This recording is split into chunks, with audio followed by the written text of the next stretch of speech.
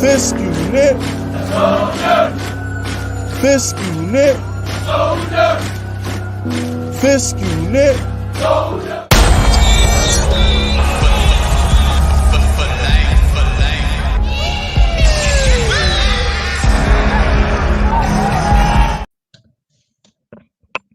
What's good, everybody? Welcome to the Giants Outsiders, episode 41. We're in the building. You are now rocking with the hardest voice of sports, the muscle of the Giants community, the pastor of the Giants community, Fist Vegas. And I'm joined by the 60-minute man, the sharpest sports bettor on the planet, this fucking thief himself, Cop Pizzle. And then I'm also joined by your stepfather, who be impregnating your mother, your sister, your grandmama, and your auntie. All right, he got offspring in all of their coochies right now. The notorious RON Ron Effect. Yo, it's good. What's happening, fellas? No, we check this out, Ron. We have a thief among us. Do we? Yeah. We got a thief among us. So last night in the fantasy draft, right? You know, like everything. Yeah, somebody stole Darren Waller from me. Yeah, somebody stole Darren Waller from me too, by the way. Yeah, but that was my fault though, because I shouldn't have took Lamar. I should have took Darren Waller in the third and took Lamar in the fourth. But I took Lamar in the third, and I was trying to wait for Waller in the fourth. That's on me. Yeah, that's on me too. But the one that got me was this damn Cop Pizzle. All right. The fuck I do? This motherfucker Cop Pizzle took Jalin Hyatt in like the 8th round, bro. This dude reached way ahead of everybody to take Jalin Hyatt from me, bro. I'm mad. I was so pissed. I was like, "The fuck you mad for?" Nah, all right, so here's the deal, right? So y'all been talking about my fantasy team. I posted my fantasy team 3 in the morning when I got to the gym because I wanted to read some comments while I was in the gym. So when I got to the gym this morning, I posted my fantasy team or whatnot. And a lot of y'all was talking about your Fist. It's a little shaky, bro. You got Kadarius Toney and Evan Ingram and shit. You gotta understand. I wasn't supposed to get Kadarius Toney. It was supposed to be Mike Evans. But my boy Bill, you know what I'm saying? He owns a restaurant. Shout out to my man Bill. He took Mike Evans right before my pick. So I had to take Kadarius Toney. I wasn't going to draft Michael Thomas. So I had to take Kadarius Toney. And because some little pussy took Darren Waller, I had to get Evan Ingram because, and here's the thing too, right? So I think Evan Ingram on the Jacksonville Jaguars is everything he was supposed to be on the Giants. Can we agree on that? For some strange reason, he learned how to catch and run seam routes on the Jaguars, something that he never could do in New York. Because he likes being in Florida. Yeah, that's probably it. I think he got away from the New York fans and the boos, and he remembered how to play football. So I'm okay with I'm okay with having Evan Ingram on my team. You know what I'm saying? But this damn Cop Pizzle had the audacity to just reach for Jalin Hyatt. Out here reaching like he Mr. Fantastic, stretched his arms all the way out there to get Jalin Hyatt. I was mad. Yeah, you haven't even told him the best part either. Oh, and then all right, so check. Let me tell the best part. Go ahead. So then we get to the last round. We in the last round, and I'm getting ready to make my last pick of the night. And in the little chat, ain't nobody been chatting all night. Like everybody just been doing their thing, drafting. And at the very end, I said, "Hey, Fist, fuck you." And then I drafted Darius Slayton. The nice guy that he is. You know, shout out to I was not going to allow my boy Darius Slayton to go undrafted. Because he damn sure was. Ain't what nobody taking that bump. I hope you start him too, Pizza, because I hope you start. I just might. You know, because I'm playing. You know how I'm playing week 1, don't you? Who you play week 1? That piece of shit, Philly 500. And I'm putting I'm putting his ass. I'm cooking his ass is what I'm going to do.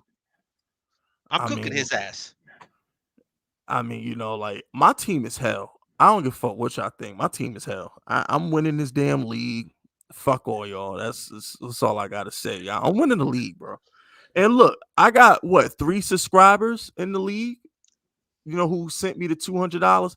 Y'all could have been part of this. Y'all, all you had to do was pony up y'all money. Y'all could have been part of this, man. I was willing to set up another league for my subscribers too. So maybe next year, I'll let y'all know in like July if y'all want to do some fantasy leagues. You know what I'm saying? You know, I'll give the Fisk unit a chance to join a fantasy league. I set up a group chat for us on Twitter. Hell, I might even do a Discord for us or some shit like that. So we'll figure that out. But now that we got that little caveat out the way, I just want to say, fuck Donnie, you fat bastard. Take your fat ass back in the kitchen and go cook some. All right, for real. Take your fat ass back in the kitchen and go cook some. Eric Cartman looking bastard. Watch your fucking mouth. All right. Next time you talk to me, he's my friend. Let me stop. Because I was about to cook him like I didn't know him. See, you see that? This 34-year-old me exhibiting control. All right, that's 34-year-old Fist Vegas. You're maturing. Control. Yeah, it's maturity. Because I was very proud of you. Like I didn't know him. Yeah, you know what I'm saying? I'm about to cook him like I didn't know him. I really was. But on the real, fuck Cowboy fans. Yeah, so yeah, what we gonna do is this. We're gonna get into this Cowboy game because it's Cowboy week. And that's really the show. The show is just all about the Cowboys this week. So we're gonna do our opening monologue, which is just gonna be the preview of the game. And then after that, y'all can sing our super chats in and whatnot. And all y'all super chats better be fuck Cowboy super chats. I need them to be Cowboy hate. Biggest icon in wrestling. So with that being said, you know what I'm saying? Let's go ahead and open this up. Put that creepy shit in my ear. Yeah. That's the Fisk unit witch right there. You know what I'm saying? You gotta get his laugh on. Okay. But so basically, check this out, right? I feel like this with the Cowboys. I think this is gonna be a bad year for them.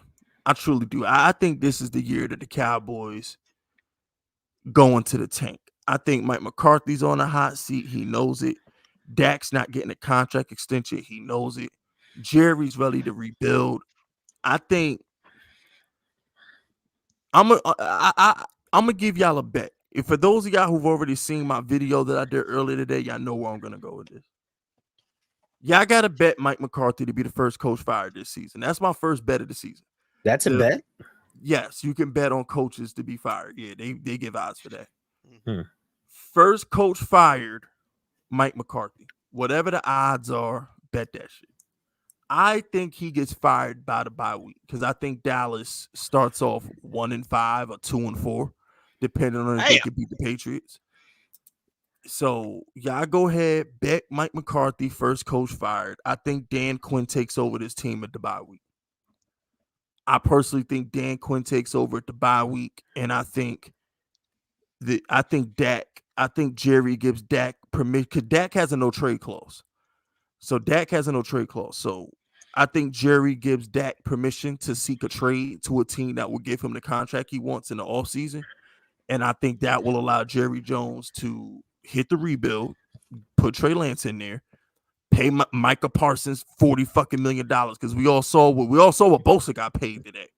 So, you know, the floor for Micah Parsons is going to be like 35, 36 mil a year after the Nick Bosa deal.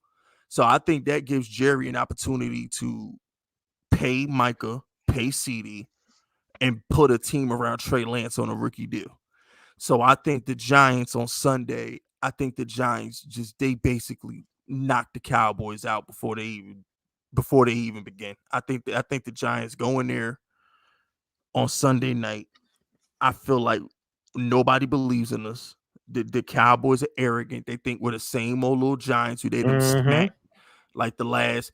He's won 10 straight games versus us, bro. Dak has won 10 straight games versus the fucking Giants, bro.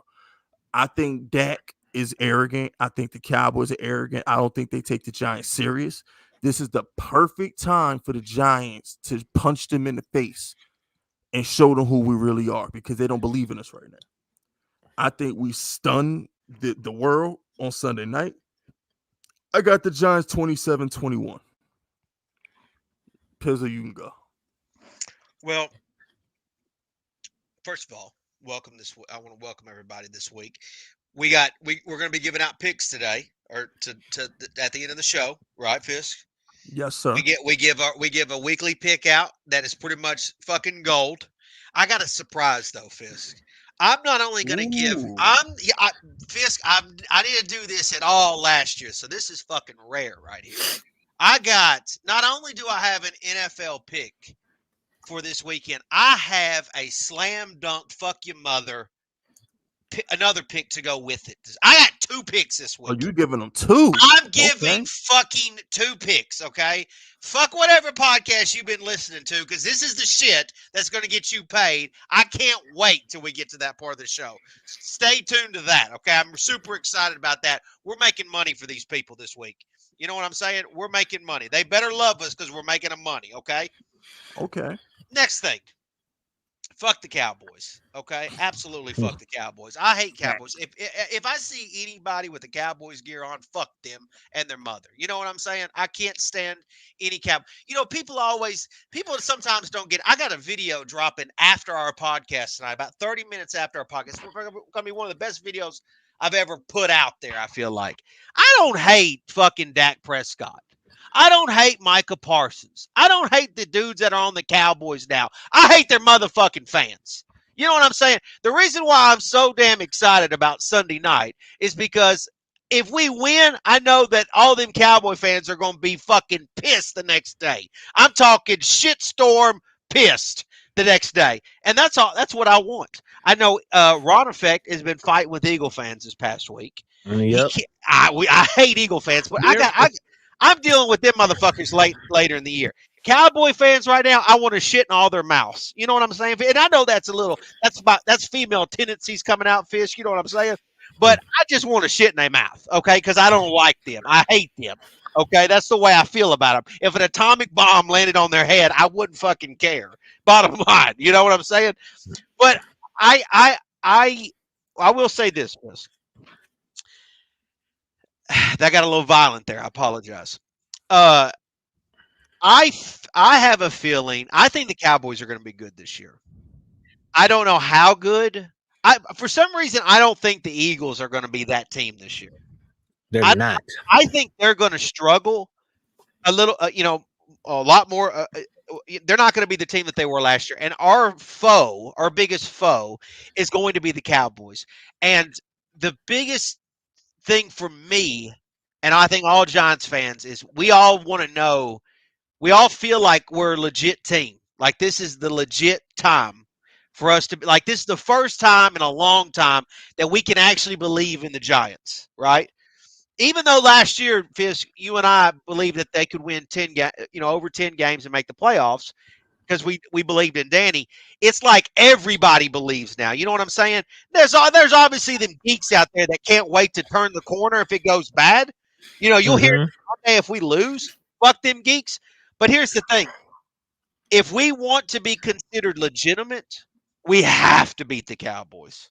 We have to. There's no more losing to the Cowboys. There's no more losing to the Eagles. You have to beat your rivals. This game is so fucking important Sunday night. I cannot wait for it. I'm super excited for it. And I'm just raring to go. You know, that's the biggest thing I got. But like I said, end of the show, we're giving out fucking gambling winners fist. I can't wait to give the people some love. I'm ready to go today. Ron, take it away. Yeah, man. So, I've been going at it with Eagles fans and shit, bro. Making me sick. A lot of these creators out here hitting the DMs. I told you guys that earlier. But right now, yeah, the focus is on the Cowboys. They're not the same Cowboys. I don't get what people are seeing, bro. Like people just straight up freaking lie, bro. It's like you cannot discredit what the Giants or Joe Shane has done in the offseason, bro. It's like with the additions and shit, Darren Waller, like, bro, I was throwing around the word fleece because, like, Howard, Simmons, Waller, Hyatt, like, how is this happening, bro? And people are acting like it's not a big deal. I'm hoping that the Giants cause utter destruction. Like I'm talking, they blow up the score. You know, there's like certain etiquettes in NFL, in the NFL and the pros rather than college. In college, it's okay to blow up the score, depending on the situation. Like if you're up 30 and you're going for it on fourth down, it's kind of disrespectful. But in freaking the pros, it's like there's certain things that, you know, you shouldn't do. But I'm hoping the Giants really like try their hardest to blow up the score and just like make a statement, bro. Like I'm sick of the Giants disrespect. Like I feel like people like lie and try to hate on the Giants as if it's like a fad. You know what I'm saying? Like if it's popular, like people don't think for them damn selves. Like, I was getting into it with somebody on Instagram because I can't remember the Instagram page, but it's when I invaded Eagles camp and people were uploading their angles of it. You know what I'm saying? Like they're sitting across the other side of the stadium and they're videotaping me going up the stairs, and people were talking their shit. And then I got on there and be like, oh yeah, that's me. They're lying. Oh yeah, I heard he got beat up. And I had to clear all that shit up, bro. And you know, there are people in there. Oh yeah, the Giants are irrelevant, such and such. And I asked one guy, like, how are they irrelevant? He's like, oh, go look up the scouting reports of other people. And I'm like, okay, so you can't even think for yourself. You're going off of somebody else's scouting report. Okay, who are they? And then he didn't respond. Motherfuckers just be saying shit, bro. Scouting report. What the fuck are you talking about? Scouting report. Who are saying the Giants are irrelevant? Motherfuckers don't think for themselves, bro. And that's the thing that like really gets me. It's like it makes me think less of you. Like what the fuck? It literally makes me think less of you. Like you can't even fucking think for yourself to have your own opinion about some shit. Like not saying that you have to say the Giants are good. In your heart of hearts, if you think the Giants aren't making any moves, they're not going to be good, stand on that with some examples. Like, you know, like you know what I'm saying? Like people aren't real. Like if I say a team is trash or they're doing this or I don't think this player is good, I'm gonna have shit to back that up. I'm not just going to say it to say it. You understand where I'm coming from? So with the Giants versus the Cowboys, bro, I don't know why the Giants are a dog. Maybe I guess maybe for betting reasons. It's like it's not even just the lines. It's people who bet on it. You know what I'm saying? If you got 1,000 people and 800 people bet on the Cowboys to win, that doesn't necessarily make it true. Like how about this? For if you guys watch college football, our listeners, Colorado and Deion Sanders, they were a 21-point underdog and they won straight up. That's because they were a 21-point underdog because people were doubting them. They bet against them. They're like, oh yeah, Deion Sanders and his sons and all those recruits at Colorado, they ain't going to do nothing. And people were betting against them. And then they ended up winning straight up. You know what I'm saying? So, and especially like with the Giants being at home, because I feel I'm a big believer in home field advantage. I believe in paying off the refs and all that shit. And you know, because you have had refs, you know, talk that shit. Like people give secrets. You know, it's like from a business aspect, you know, people paying tickets to games and shit. If you're the home team, you know, people are paying tickets to see that team. And if they're not winning, it's bad for business. If you don't, the fans want to leave happy, that plays a factor. Not all the time, but it definitely does play a factor in it. Yeah. So I just don't even know. It's not just that. No, just because Giants are the home team. No, it's not even just that. Just recognize the moves. Barkley is back. I have him for a touchdown. Everybody talking about their bets and shit. Give me a Barkley anytime touchdown. I know a lot of people like Hyatt for a touchdown, but I like Hyatt's yards. I think he's going to be very consistent every week with going over his yards. The motherfucker gets separation, bro. He gets fucking separation and he gets them yards, bro. I'm a little bit on the fence about Danny's yards and all that because, you know, Danny can run too. You know what I'm saying? So I feel like Danny would be the type to go a little bit under his passing yards, but maybe cover his rushing yards. You know what I'm saying? He's a dual threat. Can I tell you a funny story that happened to me last night? Yeah, go ahead. No, I want you were mentioning Darren Waller, and like I don't ever use that word fleece or anything like that, but it's funny because Fist was talking about somebody stealing Darren Waller last night. And when we were doing our little draft, and so like I'm sitting there, and of course I'm into the whole fantasy thing. I'm trying to put my team together, and I hadn't even really got to the idea of picking a tight end yet. But then so I'm watching these guys get picked, and then all of a sudden the guy picks Darren Waller. Right when I remember, it's like I had literally forgotten in the moment that Darren Waller was a Giant. Like it was like it just hit me for like a minute, like a second, like holy shit, like why didn't I think about Darren Waller? Like I didn't even number one. But I didn't even think of, like that's the thing about this, Ron, is like and even me as a Giants fan who's fucking super fan, You know, and I've obviously been watching Waller in camp and the preseason games. It just doesn't even seem real that we have someone of his talent. And I'm hoping so much that he works out because I believe that Daniel Jones deserves to have a guy like Darren Waller. But it's not even. It doesn't even feel real to me yet. You know what I'm saying? Like, you get what I mean? Like, it doesn't even feel real. With Kelsey being hurt, I think Waller's probably the number one tight end this year. No, in real life. I believe that's based on what we saw in the preseason and training camp. There's absolutely Darren Waller. You could consider him as like a number one receiver. But what I'm getting at is like what's crazy to me is even I as a fan. I tell that story because even I as a fan who's fucking looking at content almost damn near every day. I don't think Eagle fans or especially Cowboy fans, I don't think they fucking really get it yet. This is what I'm saying, bro. They don't understand. They don't. Yeah, they've never. That's what. Yeah, exactly, Fist. They haven't seen us with a Darren Waller in fucking forever. They haven't seen us with a guy with a ton of speed like Hyatt in forever. They haven't seen us have this good of an offensive line in a while. Defense, they haven't seen Isaiah Simmons. Yeah, they haven't seen that. All they've seen is trash ass. Well, mostly trash ass players. You got to say it, trash ass Darius Slayton. No, motherfucker, I ain't saying Darius Slayton's trash. No, I ain't saying that shit. I'm talking about 3-4 years ago, you fucker. No. Your bum ass, but I'm sorry. I swear to God, where's my boy Jamil? My boy Jamil's out here taking notes because I want him to know that when fucking Slayton gets a touchdown on Sunday next Wednesday night. I'm chewing your ass out, Fisk. You was about to say it. We're going to do 90 minutes of fucking Darius Slayton in your ass. Chat, wasn't he about to say it? No, I wasn't about to say that. He was about to say all these bum-ass receivers. He's about to say that shit. Well, no. He's not talking about Slayton. He's talking about the backups. I'm talking about bum-ass team. The whole damn team, Fisk. Pizzle. It's your boy Fisk. You could be. No, Darius Slayton is my boy Fisk. I will not judge you, bro. I would not listen. Slayton is a nice guy, okay, and he's really like. Can we not do this shit this week, please? No, Ron. He can't help himself, Ron. He just. I really appreciate Slayton letting the bandwagon. Like Slayton is such a nice guy. He even gave everybody till kickoff to get on the Danny Jones bandwagon. I respect Slayton. With Slayton needs to come on one of my shows because I think me and Slayton defending Daniel Jones together would be epic. You will not fucking come on here after all this slander. Are you serious? Ron, you don't understand. Ron, you literally don't understand. I'm going to church Sunday morning just to pray to the God above that Darius Slayton catches a game-winning catch. I don't want no game. I want this shit to be close. That's what I don't.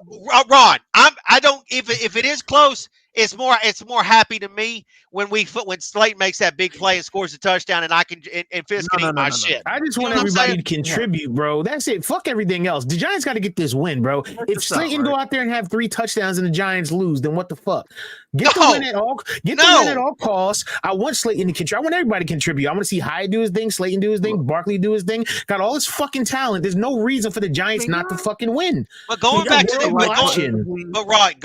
the original point is that we haven't had this much talent, both defensively and offensively, and coaching staff. Here's the thing: you can kind of understand why Cowboy fans and even Eagle fans would underestimate us. Like, absolutely, because we haven't put out a team, the totality of the team that's worthy of a challenge. I mean, we've lost this motherfucker. Can y'all hit the like button, please? We got 180 people. I don't know what some of these people's problem is. I don't know what their problem is either. You know what I'm saying? There's over 100 people in here who ain't hit the like button. This is good ass. I watched a Giants related podcast last night, and they were fake ass laughing at every one of each other's jokes. Oh, I don't want to talk about. No, I don't want to talk about it. I don't want to talk about it. I'm just saying. I'll tell Fizz, fuck you. You know what I'm saying? Don't get it misconstrued. Don't get it misconstrued. We got 178 people in here right now. Don't think that everybody's a friendly. We definitely got the Eagles fans and the Cowboys fans lurking. They just not going to say that shit and show their face. But we know you're in here, motherfuckers. So check this out, right?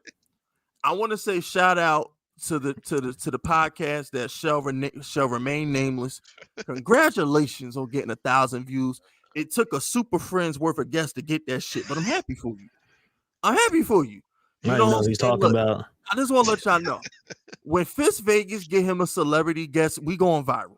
I ain't gonna be no fucking 10 people in my shit. When I get one of these Giants players or one of these pundits to come on my shit, Cameron, I'm gonna run down on Cameron when I go to Miami. I'm gonna hit up Cameron, see if he come But on that's my like that's a cheap pop, Fist. Like make fucking real content. Right, That's like what I'm saying. Like, just make real content. If you need a celebrity or whoever to make your shit go up, then it's not you. It's That's the not fucking real. celebrity. I know it's not even real content. They're not there to hear you. They there to hear the celebrity and shit. You're just the host.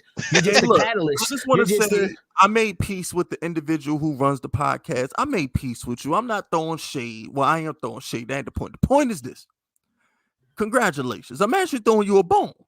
Congratulations. Because I was sitting, I was like, is he gonna go over 1,000? I just want to know if he's gonna get to 1,000. Because the last couple times he had celebrities on there, that shit couldn't break 1,000. So I'm happy he got to 1,000. You know, congratulations, bro. I still have no idea who we're talking about, but I don't even want to know. It don't even matter. It don't even fucking It don't even matter. That's what I'm saying. I never worry about the competition, bro. If you want to call it that. Could you I'm just saying. What I like about this podcast is basically Fisk and I will tell each other to fuck off, basically, and I'm not gonna sit here and fake ass laugh to something he said, because that's some lame ass shit. You know what I'm saying? Epic though, Pizzle. You know what would be fucking epic?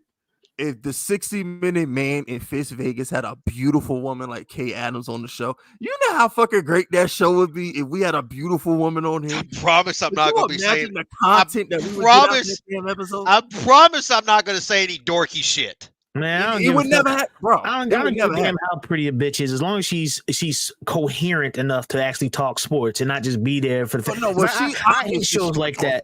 I hate where they just have a girl sitting there for like like maybe Molly. I don't think Molly all that, but people trash her all the time, saying like what she don't know basketball and shit. She's just there as the like that attracts me. A girl who actually knows her shit. Who like can jump in there with the Sharks and actually like back up her shit. Who is the what's her name that does the NBA color or not? Or I don't know these people. I don't know who is it. Somebody knows in the chat that they do color. The old lady that does color commentating for ESPN. Doris Burke. Yeah, Doris Burke. She's fucking great. Yeah, bro. Does she get respect from the players? If you get respect from the players and shit, then you know they want to talk to you. Yeah, she good as fuck. I got something to say real quick though. I got something to say. All right, I had to, because I'm being, look, I got something to say. All right, so don't be y'all petty. don't know this two Fist Vegas. Don't be petty. Don't be petty. I'm not. No, I'm gonna leave. No, I'm gonna leave on because he called me a couple weeks ago. Like he called me a couple weeks ago. We squashed the beef. I ain't got no problems with that nigga. Like that nigga good. I ain't got no problems with him. You know what I'm saying? Y'all know me. When I got a problem with somebody, it comes across very disrespectful.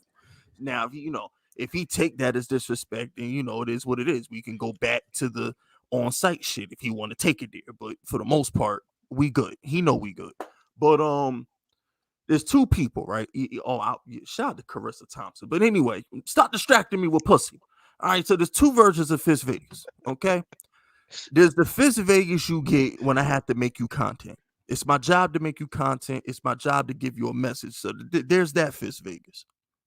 And then there's the Fist Vegas who has to make a profit. There's two different trains of thought. Now, the Fist Vegas that has to make a profit is confused. All right, the Fist Vegas that has to make a profit is confused, and I'm confused because we're venturing into the land of the unknown. What I mean is this: Daniel Jones has never had help a day in his life. He just hasn't had help in college, the NFL. He's never had help. That's number one. Number two, he's never had an abundance of players on his team. All right. So what I'm getting at is this.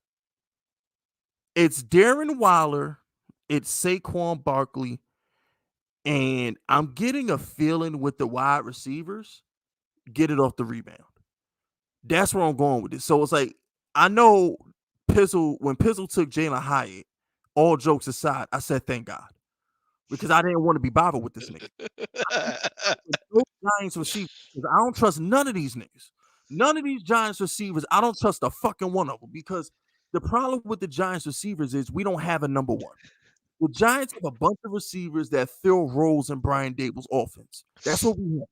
So I really get the feeling that the Giants are going to be Waller, Saquon, and whoever's open because of Brian Dable and Mike Kafka genius is going to get the ball. All right, let me ask you this, Fitz. Let me ask you this. Let's take Darren Waller out of the equation for a second. Out of all the receivers on the team, who is more likely to have the most touchdowns this season? I have no clue. It didn't make a guess, and Ron, I want Ron to answer. I'm ready. I'm ready for you to ask me, bro, because this shit is ridiculous. I have no clue because the problem with the Giants is Darius Slayton is a deep threat if he could catch the fucking ball. Okay. Paris Campbell is one of the fastest players on the planet. If he can stay healthy, he can get deep. Jalin Hyatt is the fastest person in the league. Isaiah Hodgins is Mr. Sideline. He's our possession guy. The Giants have, and then we got Wan'Dale Robinson coming off the bench. Okay. What I'm trying to say is the Giants have too many wide receivers. It's not like the Giants. I put it this way. I would go with, it would be easy to pick a Giant receiver to be our best receiver if we didn't have so many of them. We got Wan'Dale and Shepard coming off the bench. I somewhat disagree with you. We got disagree a lot. Shepard and Jalin Hyatt. Think about this for a second. Wan'Dale, Shepard, and Jalin Hyatt are coming off the bench. Our starting receivers are Isaiah Hodgins, Paris Campbell, and Darius Slayton. Those are the three starters. So let that sink in. We're talking about Jalin Hyatt revenge games. We're talking about Wan'Dale Robinson coming back. They're on the bench. The Giants have an abundance of wide receivers, and I don't fucking know which one is going to be nice. I don't know. I don't know. I have an opinion. Go ahead, Rob. I'm sorry. No, that's all right. It's like acting like things can't change. Like, what does it matter? All this thing. I've been hearing a lot of that too. Oh, why number ones? Oh, Mike Evans, such and such. What does it matter? As long as Danny gets them the ball, this is how players become something. This is how they become a name. They don't have to already have to be a household name to be productive. For all we know, Paris Campbell might be the top wide receiver. I just want the Giants to get wins and people to be productive. And whoever's not productive, let's say. You're talking about winning. See, remember I told you, Ron, there's two different Fitz Vegases. There's the Fitz Vegas who wants the Giants to win, and I preach the message of victory. And then there's a sports bettor Fitz Vegas who has to make a bet. The betting version of Fitz Vegas doesn't know which one of these receivers to bet on. Well, then that's when you stay away from it. That's so you don't have to bet on a team. If you shouldn't place a bet if you're unsure. Unless you're wholeheartedly sure, you have that feeling, that's when you should bet. It should never be a coin flip. If you're unsure, then that's when you're gambling. When you're gambling. Well, Ron, and I'm with you. I'm with you, man. Like, obviously, it is. At the end of the day, Giants winning is what it's all about. It's just a fun exercise to just play devil. Have fun to figure out. It's our job to tell them who's going to be the number one receiver. Who's going to be the guy. Yeah. And here's the way I analyze it, and I look at it. I look at it like I still feel like Paris Campbell and Isaiah Hodgins are a little bit the same guy. They're both in a lot of ways with another team. They've obviously been with the previous team, and they're still trying to find their footing in the league. Now, obviously, Hodgins came in and did some nice things at the end of the year, but he's got to obviously do that again. Darius Slayton, I love my boy, but I think we know what we're going to get out of him. We understand that. He might shock the world, though. No, I agree. Look, Slayton and Hyatt might be the 1-2 going into week 4. We don't know. We don't know. Oh, I know. I love it. I love that fucking energy. I love that energy, Rod. Wan'Dale and Sterling Shepard, I'm sorry, but I like both of them. But in terms of betting on them to be able to last the whole season, I have my doubts that I feel like one of the two is going to get hurt this season at some point. I don't want that to happen, but let's be honest, right? Sterling Shepard playing a full season would be shocking to all of us. It really would. And Wan'Dale obviously did not have a good rookie year in terms of staying healthy. Okay? Listen, hold on. Can I take the mic for a minute? No, listen, absolutely. bro. All this person might get hurt, sits and such. I get it. It's inevitable. Someone's get hurt. But we got to get that out of here. We can't place that as might get hurt. And also for Isaiah Hodgins, he might be next up because you saw that he had that what they say, the dog in him during the playoffs. It's like, bro, this is what year is this for Hodgins? How long has he been on the team? Because he was year and a half. staff. So when the Giants are in the playoffs and shit, like he had to step up as old next man up, and he's still on the team. Mind you, we had over 100 guys on the roster during the preseason, during the offseason, and cut it down to 53. These are the wide receivers that Dable and them felt like, okay, these are the guys who are going to help the Giants win. They outcompeted their teammates during the offseason. Like, I don't know why the doubt is but there. Ron, Fisk is saying that we have an abundance of receivers. Yes. Right. This is a good thing. I agree with that. But what I'm saying to you is that I still feel like somebody is going to step up and be the alpha male of this group. Somebody has to step up. Here's what I'm trying to say. And we need that. Eventually, I think that guy's going to be Darren Waller. Here's the thing. I think y'all misunderstood what I was trying to say. Eventually, I do believe that Jalin Hyatt will step up. Eventually it will be Jalin Hyatt, but I think that's going to. What I'm trying to say is this. I don't know, because when Brian Dable, when Brian Dable was in Buffalo, right? When Brian Dable was in Buffalo, Diggs is his number one. The entire offense was designed to go to Diggs. Am I right or wrong? Okay. Wait, they didn't have as many good receivers as we have in New York right now. Their offense was Diggs and Gabe Davis. That's all they did. Okay. When Mike Kafka was a nice tight end too. He Knox is when Kafka was the pass coordinator in Kansas City, it was Kelsey and it was Tyreek, and occasionally they threw a bomb to Sammy Watkins. But it was Kelsey and it was Tyreek. They didn't have the abundance of receivers that the Giants have. So the Giants are one of those teams that just have so much shit that I think, like my boy Boogie said last night, because Boogie and I were talking, I think the Giants' offense is going to be Waller, Saquon, and the rest of the receivers get it off the rebound. Get it off the rebound. Remember when Kobe would shoot on triple teams and he'd tell the rest of the team, get your shot off the rebound? I think that's what the Giants' offense is going to be. I think it's going to be Saquon, Darren Waller, and the wide receivers are going to have designed plays. So they'll bring in Jalin Hyatt for a bomb.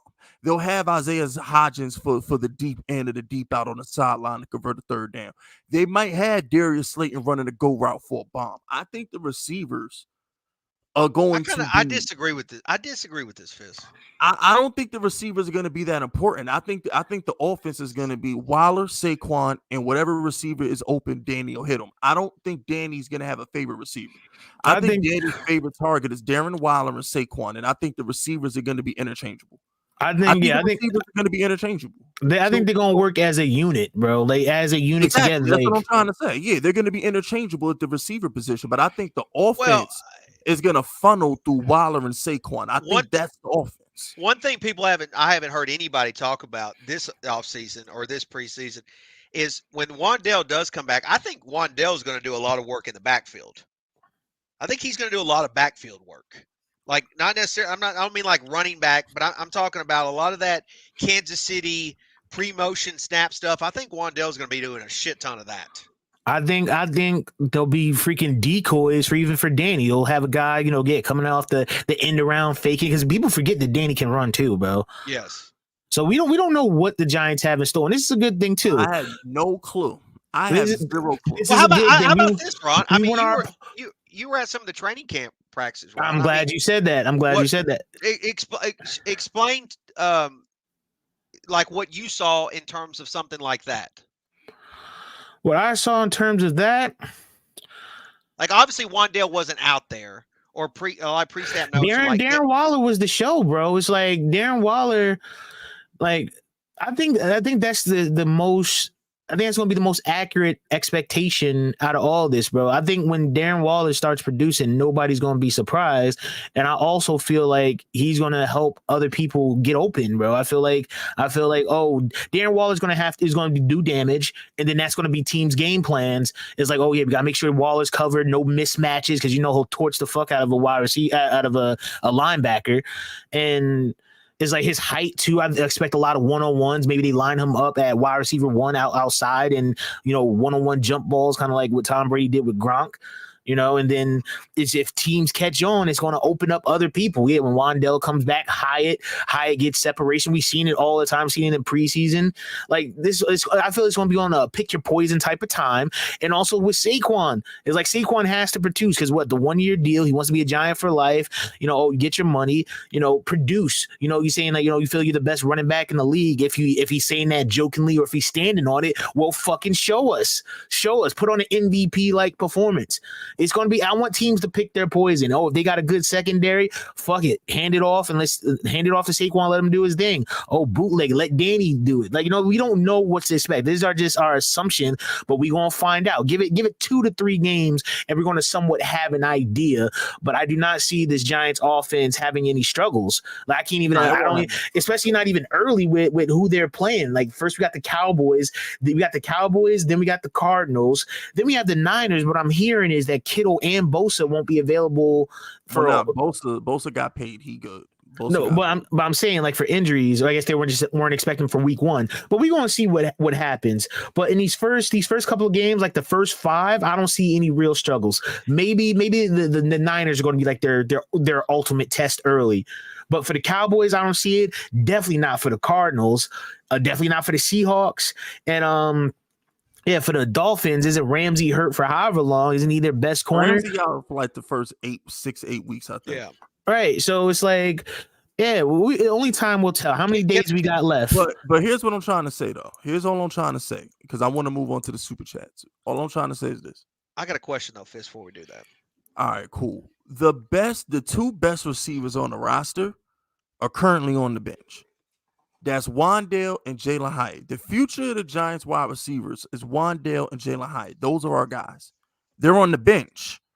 So when I tell you I don't know what to expect from the wide receiving corps because we got so many receivers. When your 2 best receivers are on the bench, that's saying something. Well, you say on the bench as if they're not going to get a lot of play time. On the depth chart, shit ton of play time. Yeah, on the depth chart he might be the 4, but he might get the most. He might get the most targets throughout the game. You know what I'm saying? Depending on how that tone goes, depending on how the tempo goes of the game. Here's what I'm trying to say. I get it. We all know Jalin Hyatt is that dude. I get that. That's not what I'm saying. What I'm trying to say is this. Our starters are Slayton, who's everybody's fucking best friend, including the quarterbacks. Isaiah Hodgins, that's Joe Shane's baby right there. You know what I'm saying? And I like Hodgins. We got Paris Campbell, who we signed in free agency. So it's not like the starters are in jeopardy of losing playing time to anybody, unless somebody gets hurt or Darius Slayton pulls a Slayton and start dropping shit. But it's just for the most part, all I'm saying is when your best 2 receivers are on the bench, that's a good problem to have. That's all I'm saying. It's a good problem to have. But when you're trying to make prop bets, when you're picking for your fantasy team, it becomes a headache because we don't know. None of us know what the Giants receiving corps is going to look like 8 weeks from now. We don't know who's going to emerge as the horses for the Giants. It's a reason I don't play fantasy. Too much work. I'll do prop bets, but that's a weekly thing based on who they're going up against. I wouldn't bet on any of these Giants receivers because I don't fucking know. Because there's a thing. Hyatt fast as fuck. Wandale fast as fuck. Paris Campbell fast as fuck. Darius Slayton fast as fuck. They can all be the guy who catches the bomb for a touchdown. It's not like Jalin Hyatt is our only fast guy. That's the point I'm trying to get to y'all. All the Giants receivers are interchangeable except for Isaiah Hodgins and Sterling Shepard. They're the only ones who not fast and just do possession shit. The other 4 guys are track stars. Wandale, track star. Jalin Hyatt, track star. Slayton, track star. Paris Campbell, track star. They all do the same shit. Literally, they all do the same shit. So you can't sit here and say, oh, there go Jalin Hyatt. He's going to be the one running the deep route. No, Darius Slayton is a burner too. He could be the one. Darius Slayton's problem is not getting open. Darius Slayton is always open. He can't catch. Don't fuck it. He can't catch. He's always open. So what I'm trying to say is he catches good enough to be on the team. I know know, right? That's a fucking lie. If he That's a really, fucking lie. Fizz, come on now, keep it 100. That's If a he really whole couldn't lie. catch, you think the Giants know. let him have a spot on the I know, roster? Ron. If he I couldn't know, catch, Ron. you really think the Giants let him have a spot Daniel on the Jones roster? Tell him, Ron. He is Tony Yayo to Daniel Jones is 50 Cent. That is all that shit is. Get the fuck out of here. As a Darius Slayton starter? cannot catch, and the whole coaching staff know that shit. The whole coach Daniel Jones know that shit, but that's his homeboy. You But know they're how gonna much keep him. shit But I they're gonna put him on. up with They're my gonna put him homeboy? on as a starter on the depth chart, though, right? Yes. Yeah. And that they makes are. no type of sense. Until- Fitz. until Let me Jalin Hyatt let me takes let his me spot. let me Until look. Jalin Hyatt bro, hold on. No, I'm not done with No, Ron. no, I'm not because done you're with talking shit about Darius Slayton again. Remember when Dak, not Dak, the other black guy in Texas, Deshaun Watson. Remember Deshaun Watson started off on the bench for that bum Ryan Mallett. Remember that bullshit? No, it was Tom Savage. Oh, because he's a rookie, we got to prove a point that the rookie just can't start off the rip. So they started Tom Savage over Deshaun Watson. These things happen all the time. We didn't start Odell to start the year. Odell was coming off the bench. They just because Darius Slayton is the starter today because of seniority, don't mean Okay. Darius Slayton is going to be the starter a month from now. You hear that, Once Ron? we start doing Darius No, Slayton, well, that's what I was telling him. Like, we don't know the whole thing could change. As I was saying earlier, that Jalin Hyatt could be the starter going into week 3. We don't know that. This is just regular season assumptions. We're gonna find out in Friday. We're gonna find out in 4 days. 4 days, we're gonna find out. And not even just 4 days. Not even just 4 days. It's because it's it's going to be one game. We'll find out by week 4. We'll have a tone for the Giants. You'll have a tone for them, a narrative around week 4. So I just want them to go out there, define themselves. They need to find their identity because the Giants have never had this before. Daniel Jones, that's the motto of last year. Daniel Jones was doing more with less. Now he has weapons. Let's see what he does. And then, also he has the defense to back him up, also to put them in good position. If the defense, makes some turnovers and shit, I feel like a momentum thing. It's a freaking encouragement if the Giants get some stops and they're already at midfield. You know what I'm saying? It's like it boosts the morale to even, like you understand what I'm saying?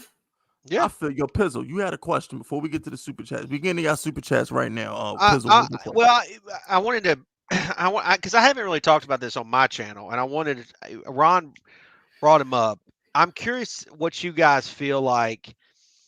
Saquon, in my opinion, based on what happened this offseason, he really needs to have a big year. I mean, yes, very big year. And so last year he went for 1,300 yards. He had almost 300 carries. Okay. My question to you guys is, do you feel like he's going to have a similar year to a year ago? Does he get over 1,300? Is he under 1,300 yards? He's under 1,300 yards, but not because of his talent. It's because the Giants have more weapons in the receiving core that they're going to utilize. Okay, so let me say this too. In 2018 he had 261 carries, which was 34 carries less than what he had last year. And he had 1,300 yards. So, I mean, is there? Yeah, but that was prime. It depends. Saquon, it depends on. ain't that good no more. I guess my biggest question is: does Saquon Barkley, after what happened this offseason, he needs to have a big year? I think we all, as Giant fans, are owed a big year from him. But my question is: can he have a big year? Is he going to have a big? It depends on what goes on, how much they feed him, how often he breaks loose. I feel like he'll be more productive in getting touchdowns than yards. Like, his yards might not be a career high for him, but he might have a career high in touchdowns if, depending on what they do down in the goal line. We don't know. Baby Danny might have a career high in rushing touchdowns because he's the one running it in. Like, we just don't know. That's what makes this great, is that all the options that they have. You know what I'm saying? It's more of a narrative of, what are the Giants going to do? It's like, shit, they don't have this guy, they don't have that guy. How are they going to play this? It's more of, they have a whole bunch of options to do now. Not options as in the play, option as in what? Go ahead. Well, he's had 5 seasons with the Giants. Obviously, one of them was 2020 really wasn't a season. He played 2 games and he got hurt. Yeah. But out of the 5 seasons, 3 out of the 5, he's went over 1,000 yards. I think he'll have 1,000-yard seasons. Well, and again, obviously that's all about if he can stay healthy. Mm-hmm. But I just wonder now with Waller in the picture, now with Hyatt in the picture, and things like I just wonder what Saquon Barkley's going to be for this team. Does he actually improve with having Okay, let me Waller and answer your having Hyatt, question. or does he not? Let me Depends on answer how your well question. Waller blocks. Let me answer your question, Pizzle. This is what's gonna happen. All right, this is exactly what's gonna happen with Saquon Barkley. The last half of the year, last year, when Saquon became a goal line back and a closer, that's what he'll be. It's not the first half of the season when the Giants was handing the ball up to Saquon. That's never gonna happen again. Saquon, if you drafted him, if I put it this way, there's only one player I'm betting his prop every fucking week, and that's Saquon. I'm betting anytime Saquon Barkley touchdown every week because when the Giants get inside the red zone, he's going to be cash money. I think Saquon's probably going to have like 14, 15 touchdowns this year. I think Saquon is a walking touchdown every week because of this offense. I feel like he's going to get the ball. When we get inside the red zone, Saquon Barkley's going to eat. I don't think he's going to be stopped. I don't think he's going to be a in between the 20s running back anymore. I think those days are over. He had 10 TDs last year. Yeah, that's what I'm saying. Out of 16 games. Yes, I think it's going to be more like that. When the more the Giants move the ball up and down the field, the easier it's going to be for Saquon to score. I think Saquon I also think that Daniel's rushing will go down this year. His rushing is going to go way down this year. I think his rushing goes way down this year because rushing touchdowns or rushing yards. I'm just saying rushing yard, rushing everything. Yeah, I think there's going to be. They're not going to run like that no more. I think there's going to be more. I think there'll still be design runs for him, but I don't think it at the same level. I think he'll be able to turn nothing into something. If by chance, what they call play, by chance people are covered, it's like it's a 3rd and 8 or whatever. No, Ron. Yes, Ron. But I'm saying last year they did a lot of design runs, RPOs. Oh yeah, with the intention of offense. Oh yeah, because I still think he'll get like 5 to 7 carries a game, but I don't think. I just think that's Brian. I'm just saying you're right, Ron. That he in scrambling moments he may do that, but last year there was a lot of RPO action where Daniel's going to carry the ball here. Oh yeah, I'm not going to go as far as say he had no choice because his wide receiving core were the backups, you know. So not saying so it was like they're trying to make do of having less because you can't if you have your backups in and shit. Passing is going to be way harder. So it's like, all right, let's try to beat these guys with his legs. So yeah, now that he has more adequate receivers and targets, it's like they're gonna use it, bro. You got all this talent, all these targets and shit. Gonna utilize them, and then they like play it by ear. I can't wait to see. I'm not gonna say I hope we're already in week 4 because I want to enjoy it. I want to enjoy every single Giants game. You know what I'm saying? Like football season is back. Like I don't think people understand. I don't think people understand like the sickness. It's like a sickness when the season's over. When mid-February hits, and then you got to wait through all of February, March, April's the draft, so it's like an appetizer. It's like that first, we're getting a little bit of taste of the season, but then it's May, June, July. And then that's just training camp. If your team holds, that's another thing. Freaking Eagles fan, I can't stand these motherfuckers, bro. Freaking, he's going to Eagles camp because he wants to see a real team play because the Giants aren't having anything going on for them. First off, motherfuckers, the Giants have 9 to 10 around that. At least 8. At least open practices for their fans for free. FREE. Not $1 came out of pocket to pay for tickets. Let's get that right. But for the Eagles, I had to pay $10 for a ticket, but it goes to a good cause. I think it's like autism awareness or whatever. And he paid $10 just to see them for one practice, bro. So they only offer y'all one practice to see your favorite team, but they're making y'all pay because they know y'all ain't shit. They don't love y'all like that. We're going to offer them only one practice where they can see them do their thing, and we're going to make these motherfuckers come out of pocket. You stopped me when I did the thing, he's sitting in the expensive seats. You could have sat wherever the fuck you wanted. If you're sitting up in the nosebleed seats at the Eagles training camp, that means your goofy ass showed up late. Maybe you didn't even want to be there. People say, this is a fans, and people saying, this is for kids and family and shit. Like, what the fuck?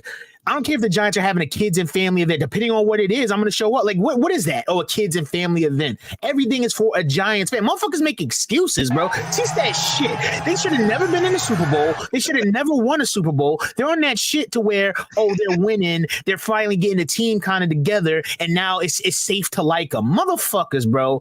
Listen, bro. Oh, my God. Bro, bro, I wish, like, I know this is a stretch to see the Eagles go 0-16, but I just want to see the carnage, bro. I want to see this. They're not going to be shit this year, bro. The defense is 75% gone. You know what? Fuck it. Yeah, somebody said, bro, it's going off. You don't understand how much I hate the Eagles fans, bro. Breathe, Ron.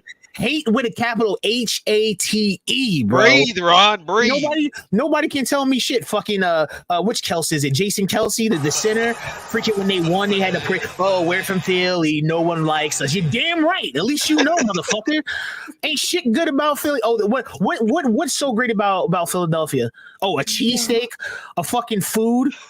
What would you rather eat? A Philly cheesesteak or a New York style, New Jersey style sliced pizza? I'll wait. Fuck out of here. You're Philly all the way. Take a Kensington, bro. Get the fuck out of here. Got zombie. Help your people. Search Kensington, Pennsylvania on fucking YouTube. A documentary will come up of a bunch of fucking sick people. These motherfuckers care about the trash ass Eagles more than the residents. Get the fuck out of here. Get the fuck out. I'm done. Go ahead. I'm sorry. I don't want to waste the viewers' time. Hit the like button, by the way. It says 220 in here. We at 137. I need to see 180 likes. Go ahead. I'm sorry. What were we talking about? Giants Barkley. See right there, fellas. I gotta get my gunshot sound effects. Ron needed like 5 gunshots. Yeah, hold on, timeouts. Like, I'm sorry. It's the gong. It's the gong, Fizz. Their biggest supporter is EDP. You're fucking damn right. Hit that one. I like that one, bro. Burn these motherfuckers, bro. Undertaker versus Stone Cold at WrestleMania, buried alive. Throw the dirt on these motherfuckers, bro. Paul Bearer, throw the dirt on these motherfuckers. Listen, I'm carrying around a gold urn with the Eagles' ashes in it. Fuck these motherfuckers, bro.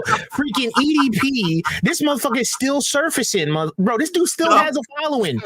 There's a YouTuber by the name of Jadion who caught this motherfucker. He's still trying to mess with kids, bro. He's still trying to mess with kids, and he has social media up, and this motherfucker has followers. You fuck should be ashamed if you follow EDP right now, which is obviously Eagles fans, because that's what his following is off of. Nobody likes it. What, you motherfucker's so funny, huh? Oh, he's so hilarious. His shit is 95% Eagles based, and he still has a following, and it's 30-ass, stinking-ass, Philadelphia, Kensington, Pennsylvania, Eagles fans, bro. Fuck these motherfuckers, bro. Yo, my man Ron got the city of Philly in a whole swisher. I hate these motherfuckers, Fisk. You don't understand. A whole swisher right now, bro. You don't fucking understand, bro. Right now, bro. And they justify this shit. Always harassing fans that go to games. I should chill, bros. I know the fans like, all right, we get it. You hate the Eagles. No, you don't get it. You don't fucking get it. And this shit's on cam, bro. They take pride. It's on. It's like a hate crime, bro.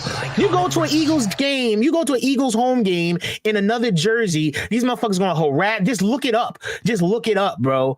Oh, away fan at Eagles. I don't know what you would search, but these motherfuckers harass fan. Fuck these motherfuckers, bro. All right, I swear I'm done. I'll save it for another time. I might go crank out another video. Fuck these motherfuckers, bro. The funniest shit. The funniest shit that Ron has ever said had me laughing for 10 minutes was when he said Kayvon ain't hit Nick Foles hard enough. That shit had me dying, bro. This motherfucker, they let him go. This motherfucker saved y'all a Super Bowl because everybody knows when the backup come in, that's when it's like, oh shit. That's when you're already mentally defeated. And this motherfucker not only beat the Vikings, then they shouldn't even been there because fucking wasn't that the same year where it was the Miracle in Minneapolis where yeah, Marcus, what was his name? The safety. The safety. Oh, Marcus. Marcus Williams, I think. The safety that missed the tackle, that last tackle that let Diggs have that 40-yard, 50-yard run to the end zone, which sent them into the NFC Championship. They shouldn't have even been there. It wasn't at the same game where they didn't call pass interference. The Saints always getting fucked, bro. But yeah, definitely got fucked. Yeah. But yeah, I'm a chill though. I don't want to piss off the listeners and shit because I know they tired of hearing this. They want to hear Giants, Cowboys. They want to hear betting and all that. So I'm gonna let y'all go. But yeah, that's. I just want to let that out, bro. I had to let that out, bro. Like I need this shit to be known. I saw fucking in my mind Ron carrying the fucking gold urn with the Eagles logo on it. I told you, bro. Didn't I tell y'all like a couple episodes ago that Pizzle's the troublemaker and then Ron is the hothead? I told y'all that shit like a couple weeks ago. I said, yo, if we went to a club, Pizzle's the one stepping on people's shoes and talking to other people's girlfriends, and then Ron is gonna be the dude you sitting on the couch with him. He cool 1 minute, and like 30 minutes later, he be like, 30 minutes ago, that motherfucker looked at me wrong. Fuck this guy. Well, it depends on what's going on. It depends on what's going on, bro. I like to have a good time. I like to chill, but motherfuckers always starting shit. I don't know how I be meeting people. Y'all crazy as hell, bro. Like, y'all crazy as a motherfucker, yo. You and fucking Pizzle, bro. Y'all crazy as hell. It happens naturally. I told you earlier, motherfuckers just be linking up to be linking up, bro. Motherfuckers don't even like each other, don't fuck with each other. They just be trying to use each other. Oh, use for views and shit. Don't support each other. Don't know nothing about each other. Don't. You know what I'm saying? They just see a view count or whatever the fuck, who's popping at the time. I get it. Motherfuckers think I don't see those. Oh, Ron, we should work together. We should collab. We should. Nah, because I already know that y'all don't really fuck with me like that. Why do you think I'm at Outsiders? Y'all was fucking with me since the beginning. Y'all asked me before, but I was being too cool. Not too cool about it, because motherfuckers always want to give credit to the next man. Oh, yo, shit is only up because you're working with this person or that person. And some people know this. Some people know this. Oh, for a person like, though, that's the reason they'll ask somebody for a collab. Oh, I'll bring this person on his fan base, because I promote shit too. If I'm part of some shit, I promote it. You'll hear me say in the video, oh, Giants Outsiders on Wednesday, or this happening, that happening. People know this shit. I'll put it on Instagram. I'll put it on Twitter. But go ahead. Look, check this out, right? Y'all be safe though. All right, when y'all see Ron Effect and Pizzle, or you hear that, you know what I'm saying? You hear that shit. Little Chiefy, you don't know me in person, bitch. Y'all better get low. All this like y'all know, goofies, bro. Niggas don't know me in person. Shut the fuck up. Y'all better get low. Like internet game. You don't fucking know me. Your name's Little Chiefy. Little Chiefy, and you don't have with a fucking pink L. Man, get the fuck. I hate the internet, bro. I hate motherfuckers, bro. God damn. I told y'all about that shit last week. Motherfuckers will see me and shit and not say nothing. I see you talking about me, and you a bitch for that anyway. If you hate an internet person, oh, I know that person as a YouTuber, or he be on Twitter or Instagram, and you feel a certain way about a motherfucker's opinion. Get the fuck out of here, bro. Get the fuck. I'm sorry. Go ahead. So I cut you off. I shouldn't even be looking at the comments, and motherfuckers just like to show their ass. Ain't got nothing going on. It's the best part of their fucking week. Coming to the outside to see what they say. Oh, let me put some shit. Fuck out of here, bro. Like, get the fuck. Go ahead. The most dangerous podcast in the Giants community. Be safe, though. I'm gonna get better, bro. I'm gonna get better, bro. Motherfuckers just be chatting, bro. Motherfuckers just be chatting. Motherfuckers just be chatting, bro. Rod throwing chairs. What is that internet gangster shit, bro? What, you get on the internet, try to beef with people so you can fight them in real life, or what? Like, I don't get it. What is that shit? If you have to fight somebody, gotta be something real there. I wish we were back in the day when motherfuckers would fight to the death on some medieval times type shit, bro. Yeah, like if two people can't coexist. But motherfuckers hate people like us because we don't like our opinions. Oh, we say the Giants gonna beat the Cowboys. We say the Giants gonna beat the Eagles, and all of a sudden, get the fuck, bro.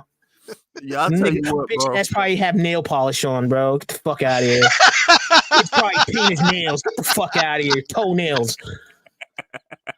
Saucy Santana ass motherfucker, bro. Get the fuck out of here.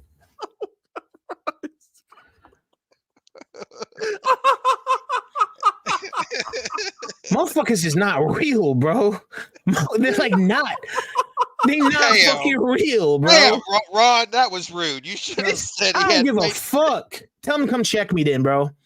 Tell him, I don't like what you said. I need to put a face to the bitch, bro. I can't stand people who get upset about somebody else's words. Like, get the fuck out of here. Come to Philly. I've been there twice. What the fuck? Shitty ass, stinky ass city. Were you from Kensington? What part? Kensington? Oh shit. Got me wasting our listeners' time and shit, bro. I apologize to listeners that fuck with us because I know they like, okay, I didn't turn in for this, but it's whatever. It is what it is. This is the realness. This is the fucking realness, bro. I'm not fake with this shit. I'm not going to tell people what they want to hear. I'm not going to trash on the Giants just to agree with a public opinion. Fuck, just because you hear your favorite goofy ass beat writer or a fucking Skip Bayless or a Colin Cowherd or whatever other fuck that say shit. What's that one Jets fan who was talking shit and then somebody exposed them, say, "Oh, well, you're a Jets fan." McIntyre. Yeah, but I don't even know these motherfuckers' names, bro. Like, how do you fucking get that job? ESPN and them paying these motherfuckers a good salary just to say any fucking thing. What? Pretty much. But go ahead. Go ahead. That's not, I swear. It don't even fucking matter. Just go ahead. Let's go ahead, bro. So look, I'm just sick of the goofiness, bro. Like, just be yourself. listen, Ron. If people came on the internet to be themselves, the internet would cease to be fun, bro. That's damn right, bro. You can be anybody you want when you're on the internet, bro. A stupid username, don't have to show your face. But if you don't show your face, at least there's a reason behind it, protect your identity and shit. But it's like, anyway, I'm sorry. Go ahead. All right, so look, you know what I'm saying? Shout out to Ron. I'm so mad I ain't have my gunshot effects. This is the perfect episode that had the Funk Flex bombs, the 50 Cent gun clip. This would have been the perfect episode. I'm so pissed. Oh, I like to spread, like, I don't want to say spread positivity. I like to talk that good shit, bro. When the Giants get this week 1 win over the Cowboys, bro, and then when we do the next show, then we're gonna lay it out on the Cowboys fans, bro. They're in for a rude awakening. Your own owner don't believe in your coach, bro. They did the Trey Lance trade, and Dak didn't even know. Imagine being Dak. First, he gets called a bitch by his own teammate. He's like, oh, what did he say? He's like, oh, box. Oh, bitch ass nigga. You saw the clip. Y'all saw the clip. Never say that to Daniel Jones. Damn right, they would never say that shit. They ain't no fiery practice. You talking to your own teammate, bro. Like, what the fuck? Like, this trash talk, but that bitch ass nigga, that was personal, bro. That was very personal. I hope that fucks up his mind. I even can you bet on that? Let me see. What are the odds for a Dak Prescott interception? If he lasts the game, I was gonna say that earlier too when you were talking about how well the Cowboys do. I don't think Prescott might make it to week 4. I think he might have a real shitty performance, and the fans might call for it. The fans might ring the bell. Oh, I can't wait for them to turn on Dak. When they turn on Dak and start cheering for Trey Lance, the season's gonna be lit. Prescott not even like that, bro. Prescott not even like that. It's like the reverse hate on the Giants. It's like, oh, you love America's team because he's played for the Cowboys. People fuck with him. Same with Romo. Romo bitch ass couldn't even hold the fucking snap. The fuck was it versus what was the Seahawks or somebody? They had to hold the extra point or a field goal that would have put them in the league. I can hear not Cowherd. What was the other dude? Al Michaels, Romo, and he fumbles the fuck. Man, motherfuckers ain't real. Go ahead. So check this out, right? Shout out to Joshua Bennett. It is super chat time. Y'all go ahead and send y'all super chats in. We got 18 in the queue. Let's go ahead and start running these super chats down. Shout out to Joshua Bennett. How many TDs should I bet? Hashtag number 13 to get Sunday 1 or 2. Josh, man, I don't know, bro. I told you, man. Hyatt and Wandale coming off the bench. I don't know, bro. I think he's getting one on Sunday, bro. I'm taking his yards. Bro. If by chance he don't get into that end zone, he definitely gonna produce. I refuse to believe that Hyatt going to go in there and not do anything. This motherfucker going make a presence. I'm not saying going off for like 3 touchdowns or whatever. It'll be lovely. That'll be wonderful. But what was Paris contract? How many years did we sign Paris Campbell for? Let's find out. I think it was a 1-year deal. I'm almost certain it's a 1-year deal. Yeah, because eventually I remember it being like a prove it deal. It was like a prove it kind of stuff. Yeah, 1 year, 4.7 mil. Yeah. Eventually, this is Hyatt and Wandale's receiving core. Eventually, this is Hyatt and Wandale's receiving core. Eventually. Shout out to Peace of Love is God. Sunday night is going down. DJ going to Wild Out. Damn right. I agree. Sunday, he gonna put on a show Sunday night. I can't wait, bro. Shout out to Peace and Love is God. Love it. Love Shout the name. Out to my boy. Facts. Shout out to my boy Marcus. Marcus Creed says that first Wilder TD gonna hit like crack. Facts. Mm-hmm. Yep. Everybody waiting on it. Facts. Because and you know what? It's gonna be sweet too because we didn't get one from Galladay. Daniel Jones never threw Galladay a fucking touchdown. The only Galladay touchdown was from who was the backup last year? It was It Davis wasn't even Webb. Tyrod Taylor. It was Davis fucking Webb. Davis Yeah, it Webb. was. Yeah. Get the fuck out of here. It was the Eagle game. Yeah, exactly. Get the fuck out of here, bro. And fuck this little Eagle fan and sending me a super chat right now. Fuck her. You know what I'm saying? Respectfully. Fuck you. Your hair is nice, by the way, Brianna, but fuck you. You know what I'm saying? I love your hair. She does have nice hair. Look, Brianna, just because you cute don't mean you don't give you a pass to be Eagle fan. You know what's something? You know something I don't know why I thought about this. You know something I always do in public with the girls. What? If they have nice nails, I always compliment their nails. Yeah, that works a lot. I ain't saying nothing about her nails unless it's wrapped around my. Never mind. Damn, bro. Now, Ron on demon time tonight. If I'm paying for your nails, got Black Force energy tonight. If I'm paying for your nails, or we talking about your nails, it's because I can see them. Never mind. Sorry, that was disrespectful. But that was disrespectful. Look, hey, yo, Brianna, look. I never had a woman tell me to, pick my nail color or whatever. I'm trying to experience what that like, because you know what that mean. I'm gonna say this right. Brianna looking like a mean 9 right now. She looking like a solid 9. But Brianna, I gotta tell you something, baby. I can't really tell from that. It's just a profile pic. It's my job to judge women, so she's a solid 9. So I'm just gonna say this right. You gotta understand, huh? It could be a fake pic though. Okay, well, we judging the fucking pic. So I wouldn't put the catfish out. I wouldn't put that past the catfish. I mean, it could be catfish. Matter of fact, hold on, I'm sorry, not even to cut you off. It's just she's wearing who's 65? Who is that? Lane on I have no fucking clue. And in that pic, she's on the field. How's she get on the field? Who's she fucking? Oh no, yeah. How'd she get that jersey? They don't sell offensive linemen Eagle jerseys. How'd you get that? Who's 65 on the Eagles? Somebody's girlfriend. That's what I'm saying. Yeah, it's Lane Johnson. Bro, let me look up Lane Johnson girlfriend, bro. So check this out, right? Brianna, you gotta understand something, right? At face value, Brianna, you like a 9, okay? On face value, you like a 9. The minute you put that dusty ass jersey on, you are 5. You all your looks are irrelevant right now. Once we find out you an Eagle fan, you automatically get cut in half. You like a 4.5 out of 10 right now. You was pretty until you showed your true colors and you put that Eagle jersey on. You know what I'm saying? So it's like, if you want to be, if you look, I'm just letting you know. If you want to increase your value and attract more men, put a Giants jersey on and you be all right. That Eagle jersey is bad for your looks, baby. That's all I'm saying. That it's bad for your looks. It's bad for business. It really is. You know what I'm saying? Shout out to Latin 08. Remember, supporting big fists gets supporting small businesses. What up, fellas? Time to take out America's trash. Tired of losing to these bums year after year. 1-0 sounds good. P.S. Best podcast on YouTube, period. Facts. Thanks, Latin. Thank you, Latin. And yeah, fuck with you, bro. We fucking with you. Yeah, we are the best podcast. You're not getting shit like this nowhere else. Facts. You're not getting shit like this nowhere else on YouTube. You're not. It's organic over here, bro. Yeah, because I did not know Ron was on Black Air Force Energy tonight. It depends on what we're talking about, bro. I have my triggers. Bro. You can't make that shit up. What Ron just did. Facts. And speaking of catfish, like your boy EDP got catfish, and then that shit, and then Brianna comes in here looking for the catfish. You got to be careful on that shit.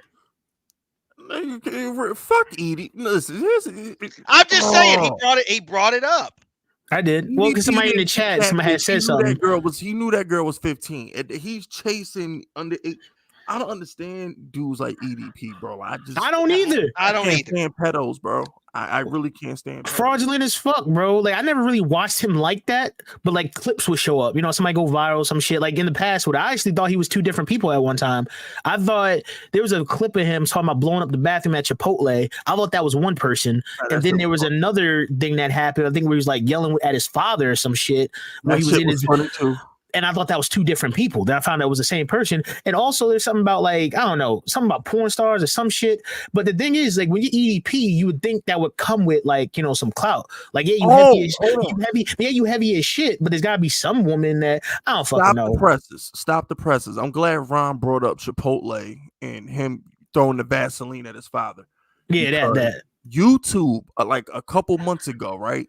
You know how there's certain YouTubers that YouTube they deplatform certain people. Like Yes. Andrew Tate is deplatformed on YouTube. Mm-hmm. YouTube, because y'all remember I used to do the EDP react. I got like 50, 60 EDP reactions, right? YouTube sent me an email a couple months ago to my main channel, not General Fisk or Fist Vegas Blue, but my original Fist Vegas channel. And they was like, we would like for you to remove these EDP reactions. Like, they community struck them. Like, they said they only 18 and up can watch them. Yeah. And they said they'll go back and manually review them later. But they said they don't want his content. And these videos are private.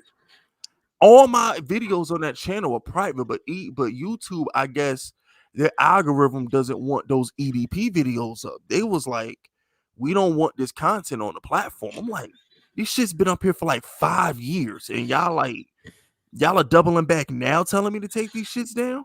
Yeah, it's weird. That shit is crazy. I'm like, I mean, I get it because they don't. He is a pedophile, so I get they don't want his content on the fucking They don't want his content on the platform, but I'm like, you shouldn't hurt my channel because he's a fucking pedo. They ain't got shit to do with me. Craziest part, there's a lot of other monsters on YouTube, but YouTube is letting them rock. You know, they having their hat groomers, they having their half-ass apologies and shit, and make them money. But you know, hey, it is what it is.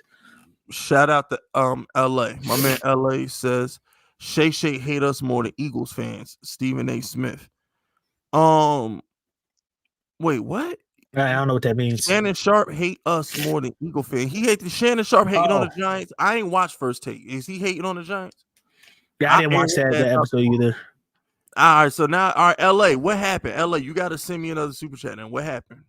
Because I had to go in on cokehead Michael Irvin today. I'll go in on Shannon Sharp tomorrow. You know what I'm saying? Let me know what. Yeah, I gotta let me know what Shannon Sharp said about the Giants. Shout out to my baby girl Brianna. She says Russ killed her with no help. Jones isn't good. Russ who? Russ who? Russ who? Who we talking about? Is she talking about Russell Wilson? About that bum ass nigga in Denver. I know she ain't talking about that bum in Denver. All right. We didn't drop Brianna to like a fucking 3. Okay, she got dropped to a 4.5 for the Eagle jersey. We didn't have to drop her to the 3 saying dumb shit. I'm sorry, Brianna. You gotta make up. Killed it with no help. Killed what? Yeah, killed the franchise. Killed the Seahawks franchise. Why don't you hand the ball to fucking Marshawn? What the fuck? I'm not talking Russell Wilson nothing until you could have audible. I don't give a fuck, bro. I love Pete Carroll because I'm a USC Trojans fan. You give me that play call talking about we passing. I'm gonna look over. I'm gonna give him the Phil Simms to Bill Parcells because there's a Phil Simms about Bill Parcells story about going for it on 4th down where the other team knew the play. And Phil Simms says he looked over at Parcells and told him like, "Yo, they know the play." And Parcells was like, "Run it." He goes back over to under the huddle and he's looking. Then he looks at Parcells again. He's like, "Yo, we know they know the play. Run it." And then they run it and the Giants get it. And for Russ, it's like you didn't have the balls enough to be like, "Hey, I'm sorry, Pete. You know, we giving Marshawn this ball, bro. Fuck that." And you threw an interception. So, bro, you say Russell Wilson, Seahawks, anything like that, I'm thinking of that play. I like Marshawn, bro. They fucked him over. They fucked over the franchise. That was the demise. That was their karma, too, because Pete Carroll shouldn't have done that shit. But shout out to LA. He says Hyatt, talent-wise, would be our best receiver. No, he is the best receiver on the roster from a talent. Him and Wandale are our 2 best receivers. Because don't forget, Wandale was a beast in the SEC, too. Like, Wandale was at Kentucky giving people the business. Like, I think Wandale, that's why I didn't want Mike Evans. Because I'm like, bro, let me see Wandale and Jalin Hyatt cook first. Yeah, let me see Wandale and Hyatt cook first. Mike Evans might not even mesh well because it's like that, like their skill sets. You know what I'm saying? Like Mike Evans ain't the fastest. Like he can go up there and go get it, but it's like the Giants got a lot of speedy wide receivers. Just I don't know, bro. I don't know. We gonna see what happens. We gonna see it. Mike Evans is looking for a team though. Shout out to Raphael. No, that's the new one. Shout out to Brianna. Brianna says, Ron, by the way, you're a vibe. We should see a game together. Oh shit. This is catfish. I smell catfish. This is the catfish. Oh, I'm a vibe. What's a vibe? I didn't know you existed until tonight. We should see a game together. What are you talking about? You got an Eagles jersey there? What? You trying to set me up? What game are we going to go to together? Is your ass coming into MetLife, or you want me to go to fucking Lincoln Financial? And then what happens? Oh yeah, I'm here with Ross. See, that shit, bro. Ask any lawyer. Most men are dead or in jail because of a woman.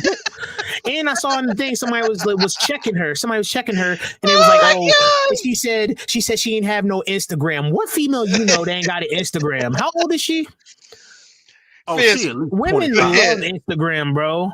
Fisk, where you gonna get a podcast where you got an active fucking catfish going on in the damn podcast? We should see a game together. We ain't seeing shit. We ain't seeing shit. Phil, Leroy, whatever your name is, Brian. Like I said, now safe. She has. I have it. Go ahead, bro. Be safe though. Oh, shout out man. to. See why I don't fucking trust people, bro? See why I don't fucking trust people? Hey, yo, shout out to Henry, by the way. My man Henry just won another championship. Motherfucker's good, bro. Oh, I'm beating his ass next month. I'm qualifying for one of the, let me not say that, because when I'll be showing my face when I go to that tournament. I'm going to be under a different name, though. I won't be under Fist Vegas when I go to that Madden tournament.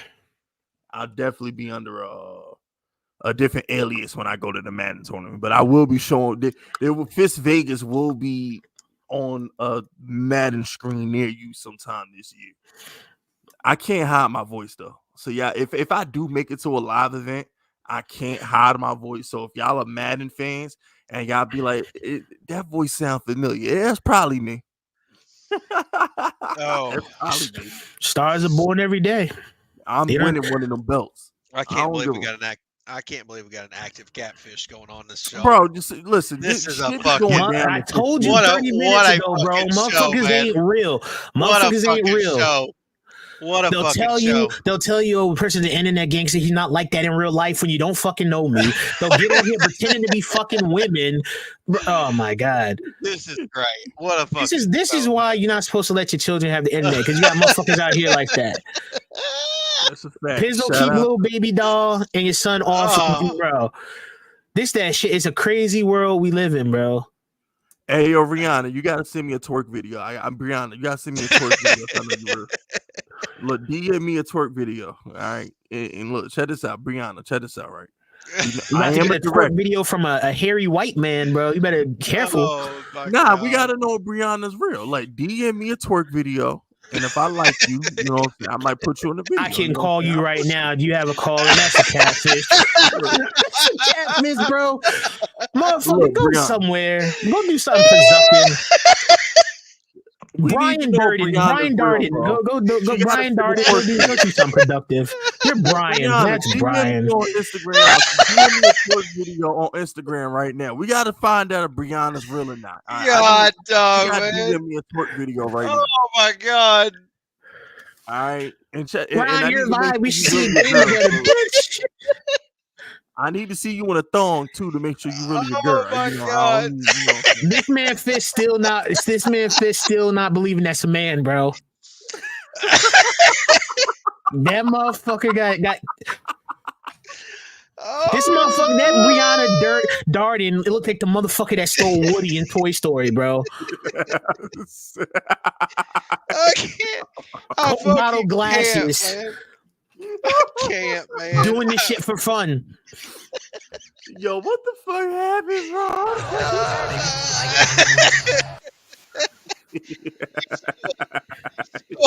Get to the next super chat, bro. Shake off this that we got going on, bro. I fucking can't, man.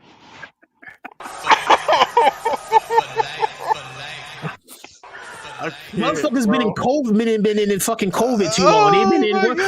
They've been, what do you call that when you were locked up in COVID? Quarantine. Motherfuckers been in quarantine too long and came out another person, bro.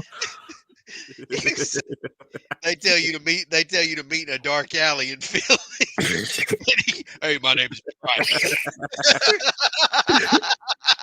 Oh my God. Remember Brianna Darden from the chat? Yeah, that was me. I'm glad we met up. Hey, yo, y'all remember the episode of fucking South Park, bro? I was serious when I said we should go to a game together, man. Oh my Now god. that might be Skin Cunt from South Park, bro. We can tailgate in the parking lot. Oh shit, I can't fuck Thanks with y'all, for- yo. Y'all thanks got for me coming. crying. Really, I got us thanks some for real coming. good seats. Yeah, I got them from a scalper. Just bought them. They're in the high 300s. I think it'll still be good. God.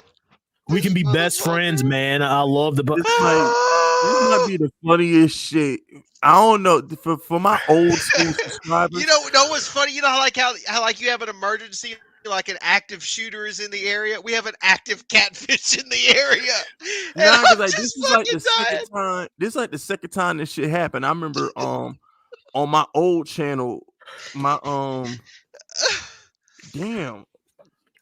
Eagles are overrated phonies, media slurping. General Fitz, we have reviewed your content, determined that it may not be suitable for viewers under the age of 18. As a result, we've age restricted the following video. Eagles are overrated phonies, media slurping Jalen Hurts. Yo, You just got that? off my dick. Yeah, they just sent me this video. Bro, YouTube is on you, bro. Shit. They on my ass, bro. Yo, YouTube, get off my dick. The fuck? But yeah, can I read this next super chat from LA? They are just like Brian's on fucking Ron's dick. All right, so yeah, you go ahead. You remember supporting big fish is supporting small businesses. Go ahead, Ron. All right, $9.99 super chat from LA was good. But Campbell, Wandale, Hodgins, Slayton, Shepard are all capable of being productive in this offense, whether it be starting or off the bench. Plus, we got a new tariff to avoid injuries. Facts, man. Like anybody, we're going to discover who's. Well, I don't like saying that. Oh, who's the one? Because it's like I don't want to seem like, oh, if you're a 2 or 3, you ain't shit. But I do understand, like, you know, that having that star wide receiver, having that DeAndre Hopkins, that Stephon Diggs, that Devontae Adams. Like I get it. So yeah, any of them are capable of being the next guy up. Then we're gonna find out. Give it 3 weeks. Give it 4 weeks, and we're gonna find out. Fizz keeps saying like off the bench, like they NBA players, they gonna check in. They all get checking off the bench. Off the bench is like, off the bench. They coming in and the fucking buzzer's hit. Oh shit! Here comes Wandale. Yo, Jalin Hyatt go come off the bench. Look, check this out, right? Like he gonna be a 6 man or something. There go Jalin Hyatt right there. Oh my god. There go Wandale Robinson right there. Glass can't, gonna man. shatter like Stone Cold. The catfish has got me so fucking. I'm twisted like a fucking pretzel. Nah, that's here, the man. second time it's happened on my channel. I remember A couple years ago. I'm not laughing at you, Ron. I'm laughing with you. No, I know. I get you. Cowboy Trevor tried to fuck Tyson a couple years ago. Yeah, for those of y'all who've been fisting, bro. I found it. I fucking found it. Fucking photo. Remember I said I'm looking up Lane Johnson's wife? I found the photo the fucking catfish used. Kelsey that's Kelsey Homer, bro. Oh, you want me to drop the link? No, I'm good. That's Kelsey Homer, bro. Search up Kelsey Homer on Lane Johnson. That ass is going to the Super Bowl. The photo gonna pop up. Marca.com, bro. Oh my god. Hey, yo, bro, motherfucker, they got it. What was that thing they were talking about making people pay for the internet a couple years ago? Some motherfuckers shouldn't have the internet, bro. Let me find out Brianna got a dick and a beard, bro. Of course. What do you mean let you? It's not. Stop calling her Brianna. It's a fucking guy. What do you mean? Yo, your name ain't Brianna. Your name that's Brandon. Kelsey Homer in the fucking.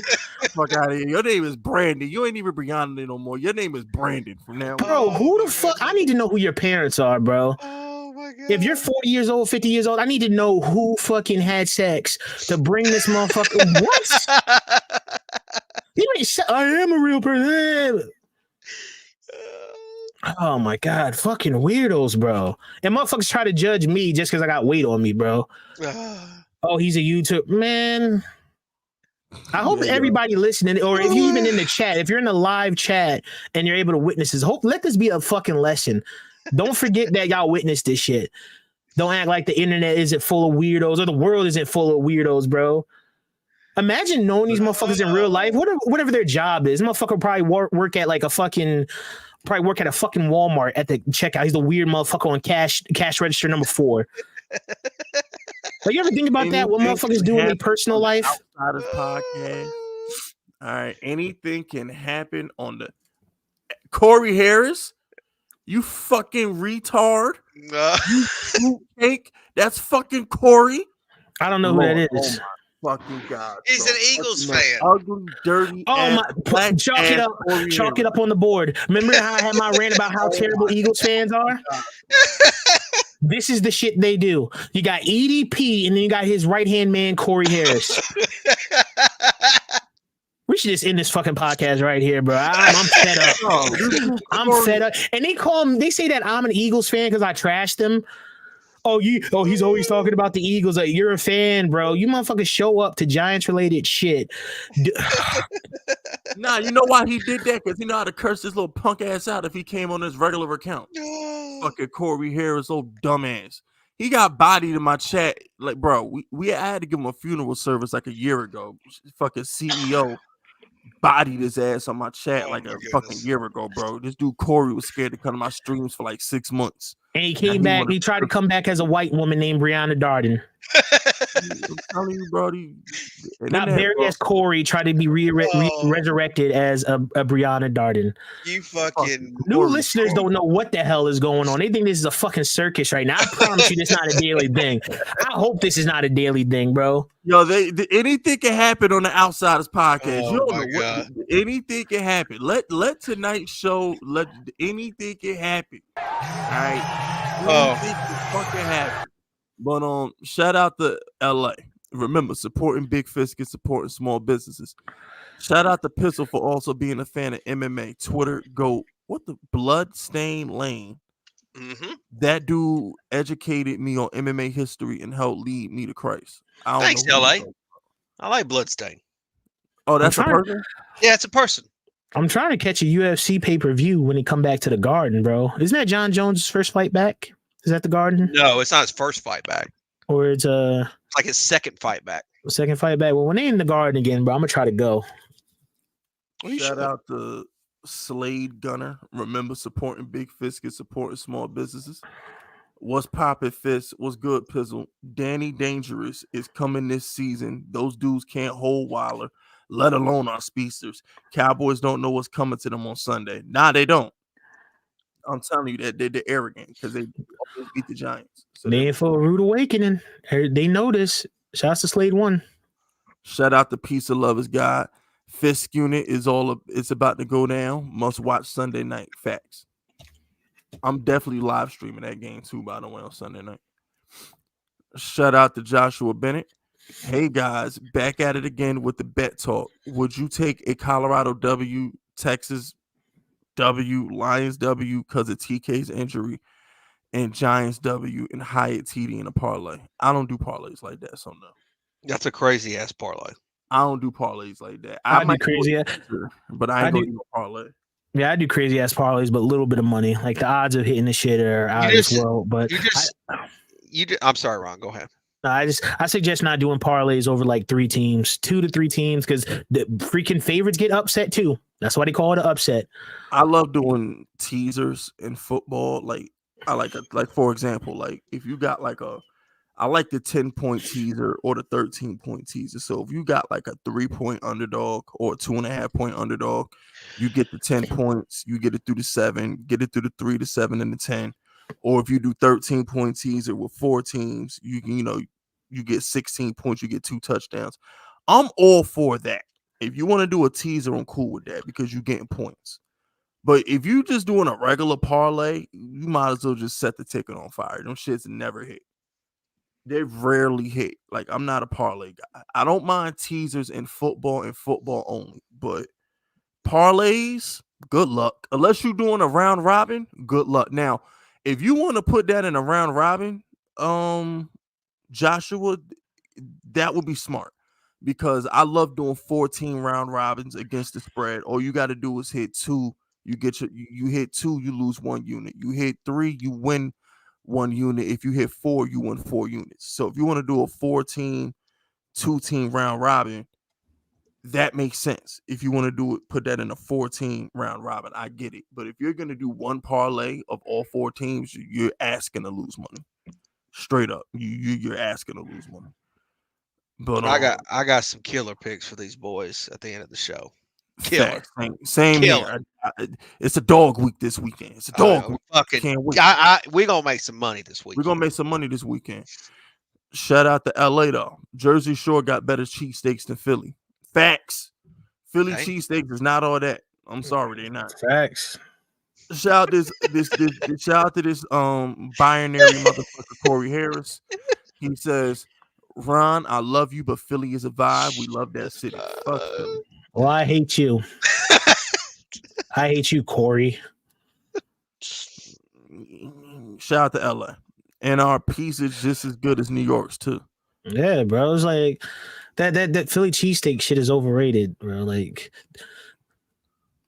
they had to call it Philly just to feel special. Oh, it's late. No one says, you know what I'm saying? It's just like, oh my god. I know people act like they can't get a cheesesteak anywhere but Philly. I'm like, bro, Right. it's a cheesesteak. All you gotta do is just take out the Philly part, and it's a cheesesteak. You can get a cheesesteak anywhere.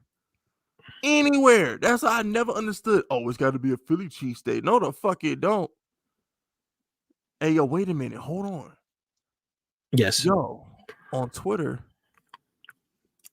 you speak of the devil and he shall appear. What's going ML on? football account on Twitter just posted to track Jason Kelsey and his wife. Ain't that some shit? Wait, what are you talking about? So ML on Twitter, ML football is this Twitter account. It says Eagles center Jason Kelsey and his wife Kylie. What the fuck? I ain't reading all that shit. But yeah, real person just posted this shit on Twitter and she looked better than that bum ass picture you got. Just like you I already knew it because I forgot what I even searched to. It wasn't a reverse Google search or whatever. Because I'm like, when I saw it, like they on the field, bro. That's somebody's what. Because to get on the field, you got to know the player. You know what I'm saying? Like to get on the field, you got to have contact with the player, and they don't sell Lane Johnson jerseys in the store. So Lane Johnson gave that to her or whatever. I'm like, oh, that's his wife, that's his girl, whatever. And I think I searched that up, like Lane Johnson's wife or girlfriend. I went through the images and that shit popped up. Nah, that's facts. Motherfuckers don't even know how to catfish anymore, bro. Shouldn't be catfishing in the first place. Be yourself.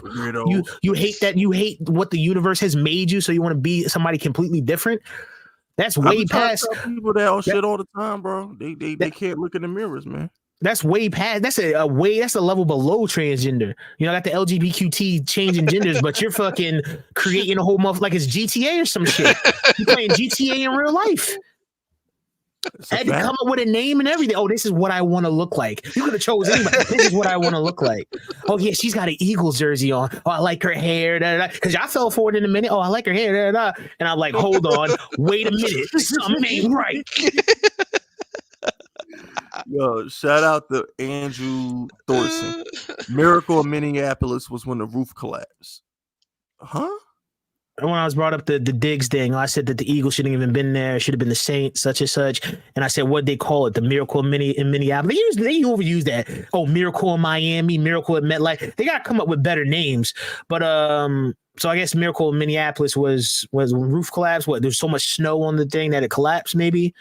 I don't know. But the play where Diggs brought them to the NFC Championship on the last play, Marcus Williams missed the tackle and Diggs had to run. Whatever they nicknamed that play.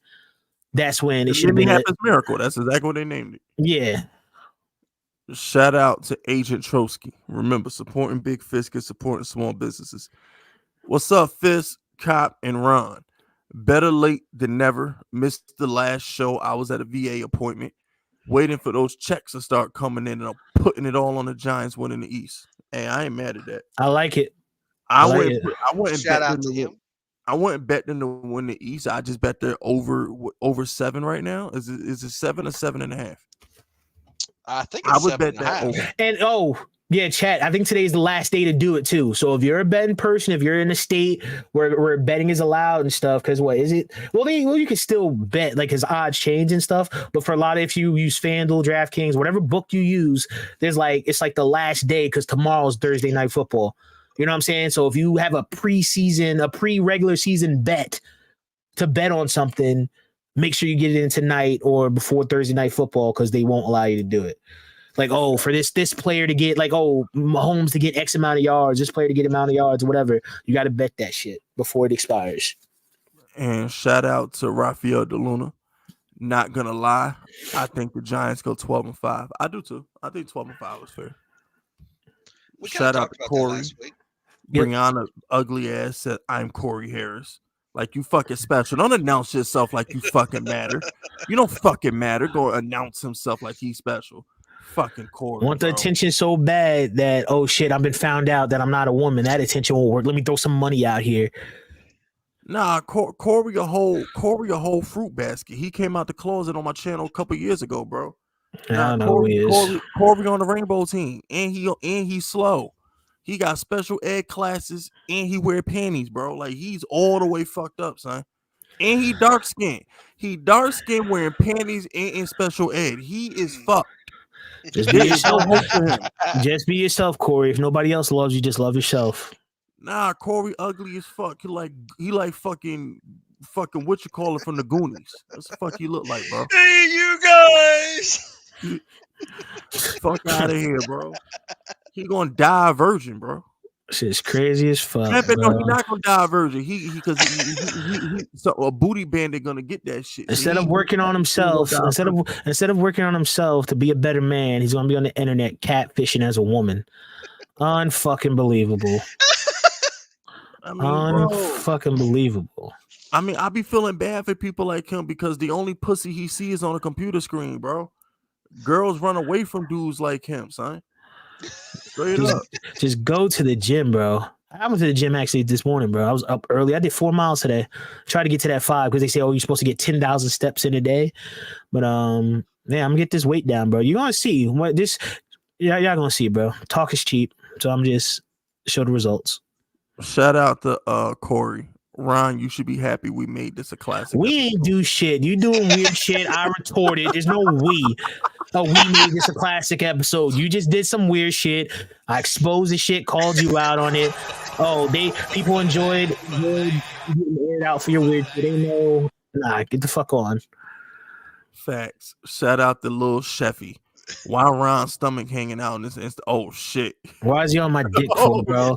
Motherfucker talking a whole bunch of shit in chat, and this motherfucker came out of pocket just to what? So what? Yeah, motherfucker, I'm heavy, I'm overweight. So when I lose weight, you gonna have the same energy? Are you gonna be like, oh damn, Ron coming?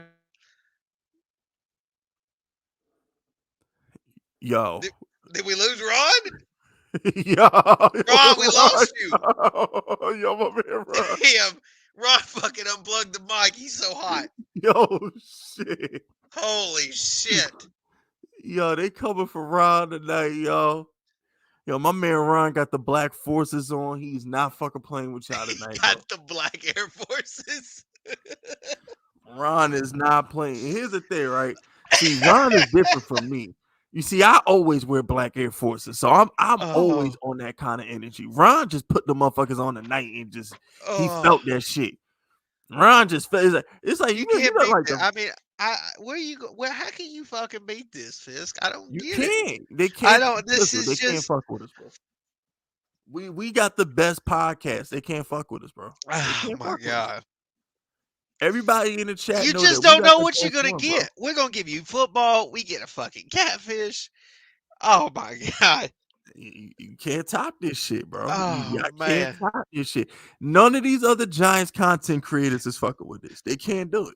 Ron might have just burned down his fucking house. On this show they want to. They ain't fucking with this shit. Holy shit. Shout out to Don J, man.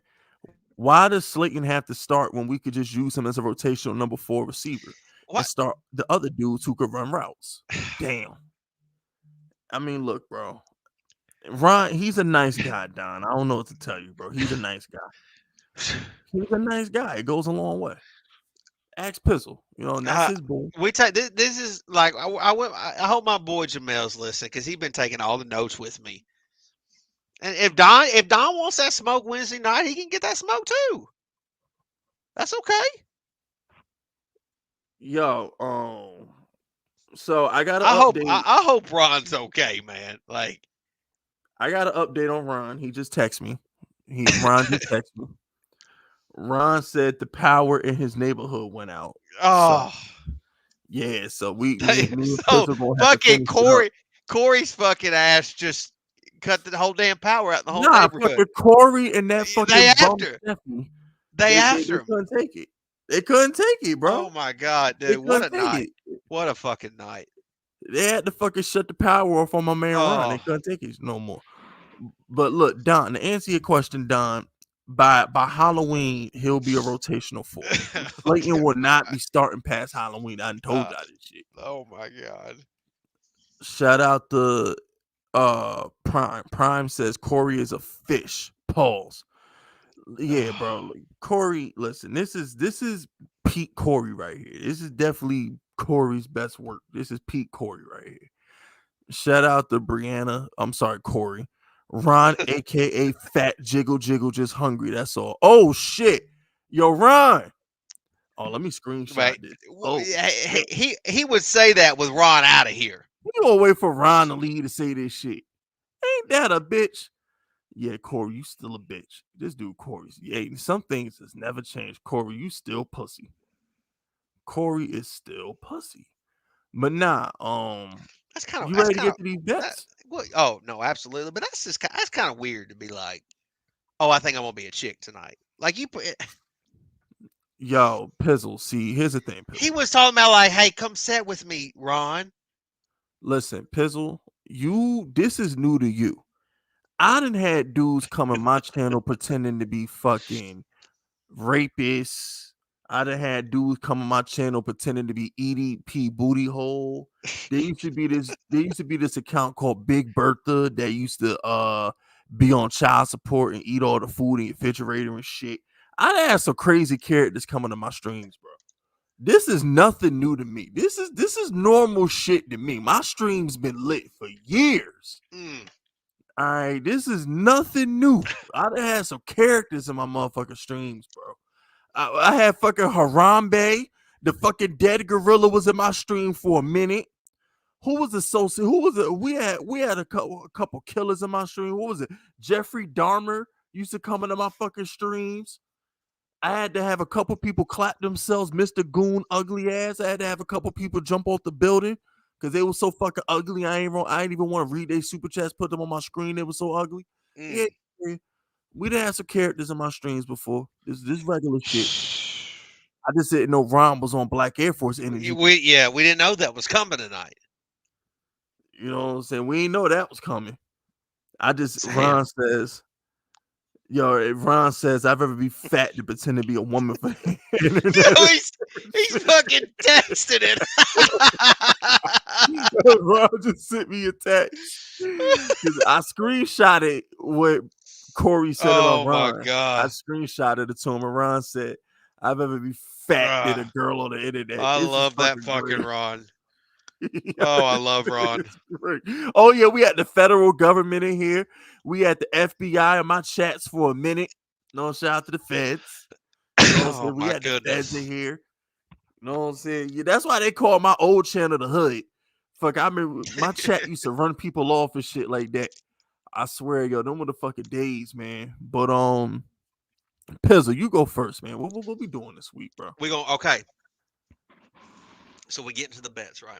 Yeah, we get into the bets. All right, it's money time. Hold on. Let it's- me get the bell out. Let me get the bell out. Go ahead. first. Go ahead. Get the bell. Let's get it out. It's time to get this money. It's time to get this. And let me say this, Fitz. Let me say this. Because there's no place, there's no podcast on YouTube that you're going to get solid winners like this one's going to give you. So I better not be seeing y'all waste $1 somewhere else when you going to owe us some money over here. You know what I'm saying? Thanks. Take care of you. We put food on your family's table for you. And you ain't even got to tell anybody. Yeah, I got this pick from this guy named Pizzle. You can tell people you got the pick for your damn self. Facts. Just make sure you come back here next Wednesday, put a little super chat, and make sure you show us some love. Oh, is that Ron? Hold on. Ron might be back. Ron's back? Ron might be back. It says device is not connected. Once he gets the device connected, he back. Oh, he might be using a cellular device. That's fine. Yo, Ron is not Ron playing ain't with happy. internet, bro.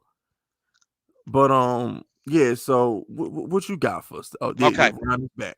Is Ron back? You want to bring him in first? Yeah. I mean, we still got to get to the bets because we 2 hours in. But yeah, go ahead, Pizzle. Welcome back, Ron. Well, let's make sure Ron's back. Listen, bro, this is motivates me to lose weight. I'm glad this. Wait, hold on. There's that, bro. No jokes. Not even telling a joke right now. When I lose this fucking weight, they better be on that shit. That money better be flowing. All that shit with congratulations. No way you gonna shit on a man just because he's overweight, like as if I'm the only one who's overweight. That's right. Yo, Agent Chosky.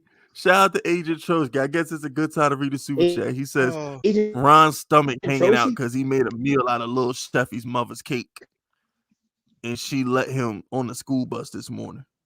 After she let him on the school bus this morning. Hey, yo, Ron, you fuck Steffi mama?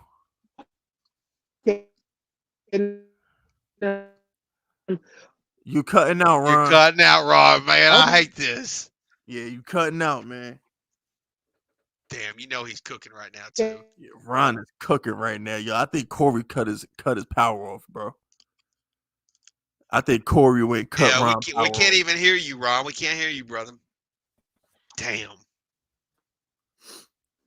All right, so while Ron get his shit right, Pizzle, what we doing, baby? Okay, I got 2 picks for you guys this weekend. Usually we only promised you 1 each week, but I have 2 of them for you because I love you guys and I want to take care of you, okay? Everybody understand that, right? You can come back here next Wednesday night and tell me I was fucking wrong if I'm wrong, okay? So, with that being said, I'm going to give you a good one and I'm going to give you a real good one. You with me?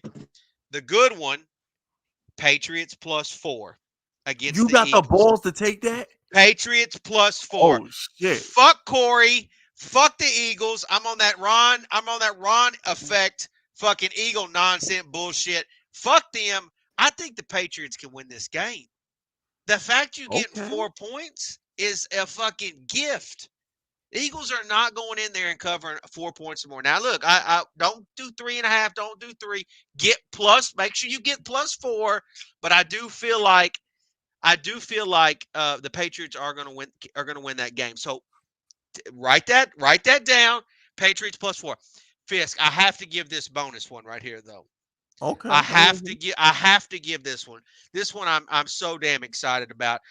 Listen, if you got a rich uncle or you got a mother who's got a lot of money, you call them this is the week to call them and ask them to borrow some money. You know what I'm saying? Take out a loan if you have to, because this is the game right here.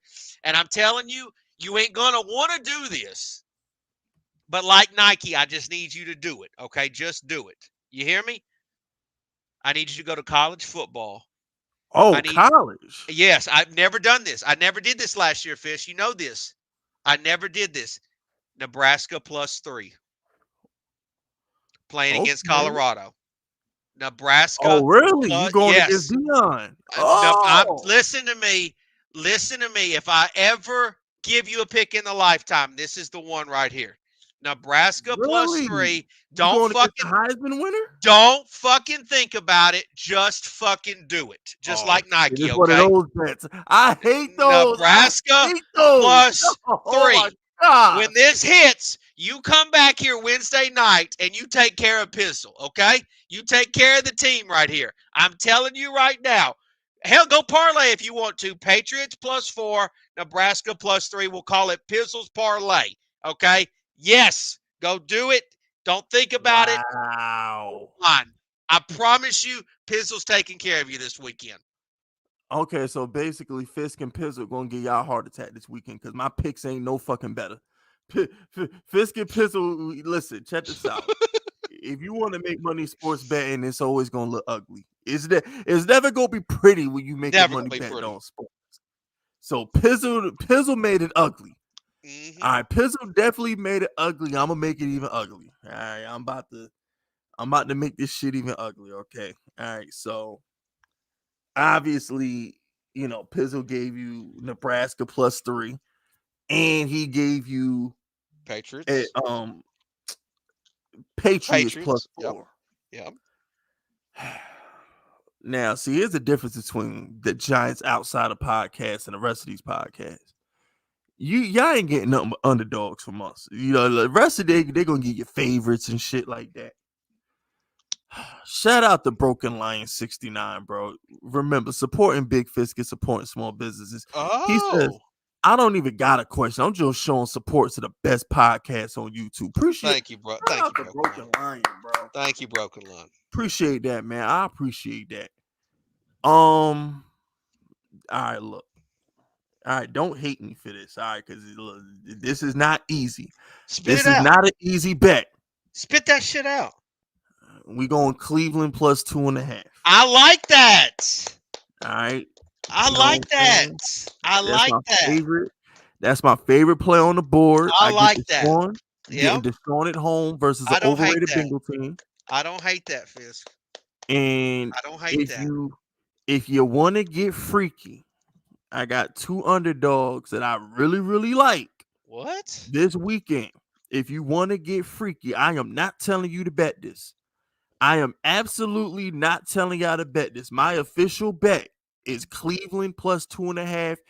Fuck it, take the money line because 2.5 is a dead number anyway. Take the money line. I like that. I like Cleveland to win straight up. 2.5 is a dead number. But if you want to get freaky, all right, I love the Bucks plus 6. Whoa. Right.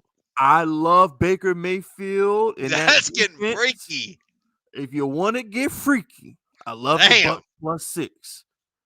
All right. Woo! I'm fucking with that.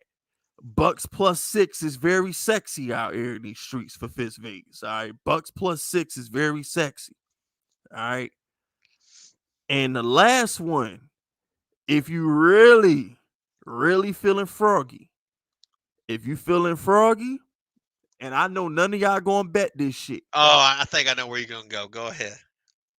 Take the Rams plus 6. Oh, okay. Take the Rams plus 6. If y'all want to get freaky, if y'all really want to fuck on Sunday, take the Rams, take the Bucks. Cleveland's my official pick.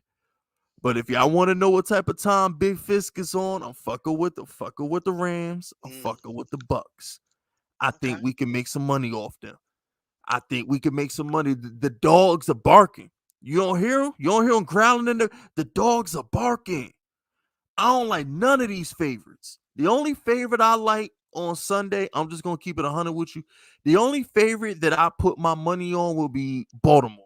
I think Baltimore might blow Houston the fuck out, but I don't lay 10 points. You That's know, just if I had to take a favorite on Sunday, I think I would take Atlanta. I ain't betting on bum ass Desmond Ritter. That I'm just saying, too good. If there was a favorite, I had to. It would probably 3.5 though, Pizzle. I you think you want Carolina's Desmond Ritter really versus bad. a good defense? 3.5 is a good defense. I think Carolina, but I think offensively, Carolina's going to really be bad. Listen, check this out. Everybody in the chat keep talking about Cooper Kupp. Didn't me and Pizzle just say betting on sports ain't gonna be pretty? If you want to make money betting on sports, that's the thing. That's the thing that they got to understand. You got to take shit that nobody else really wants. Basically, that's the only way to win.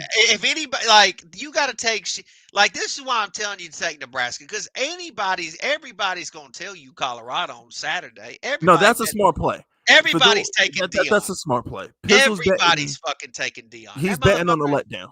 Pizzle's betting on a letdown. I do that in basketball and baseball all the time. That's a basketball play. There's never been a better letdown spot ever. I've ever I don't seen do that in football as much, Pizzle. I don't do it in football as much because they got a week to get right.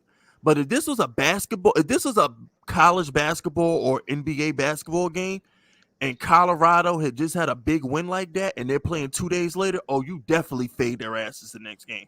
Oh, after an emotional win like that, Colorado's due for a letdown. Like my God! I don't do that in football because they got to get over shit. But in basketball, you not getting let down. What'd you say, Pizzle? Colorado ain't got no plans on losing.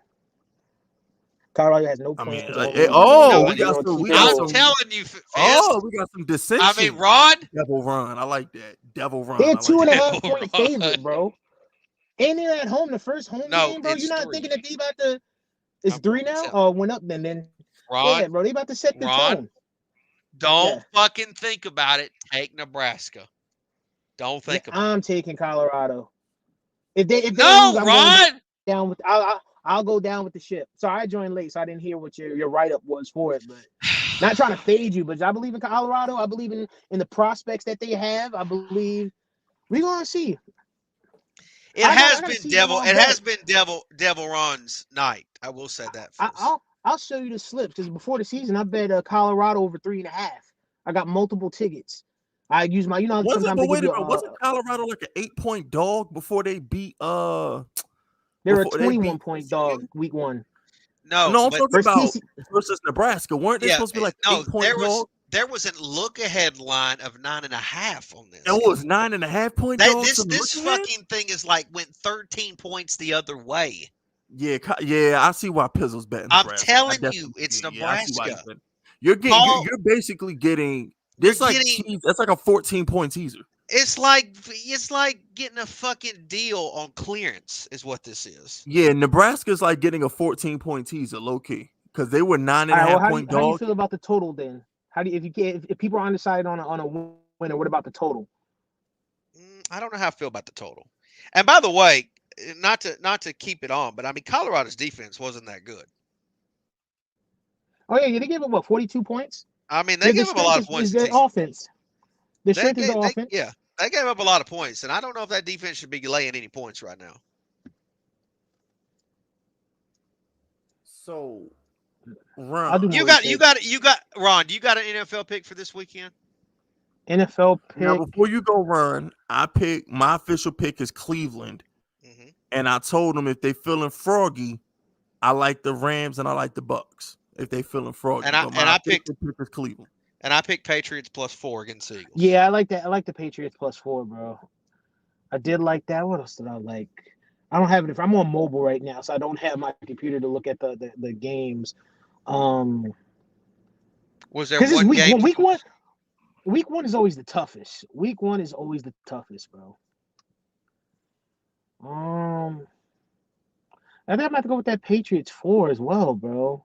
Come on, because the Eagles are not what they used to. Like, the defense ain't the same compared to what it was before. They lost a lot of players. Yeah, give me the Patriots. And they lost both coordinators. Yeah, bro. Not Eagles. No, Patriots +4. Patriots +4 against the Eagles.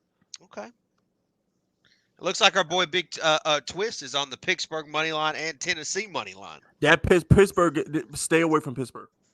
No. Avoid that shit like the plague. No, too many people are picking Pittsburgh. I don't like that shit. I don't like that shit at all. Pittsburgh is they seem to be the popular pick. Everybody just, let's take Pittsburgh versus the 49ers. Let's take Pittsburgh versus I don't know about that one. Too many people trying to be cute with Pittsburgh. That I don't know. I mean, I don't know about that one. I'm not saying Pittsburgh should win that game at home. You know what I'm saying?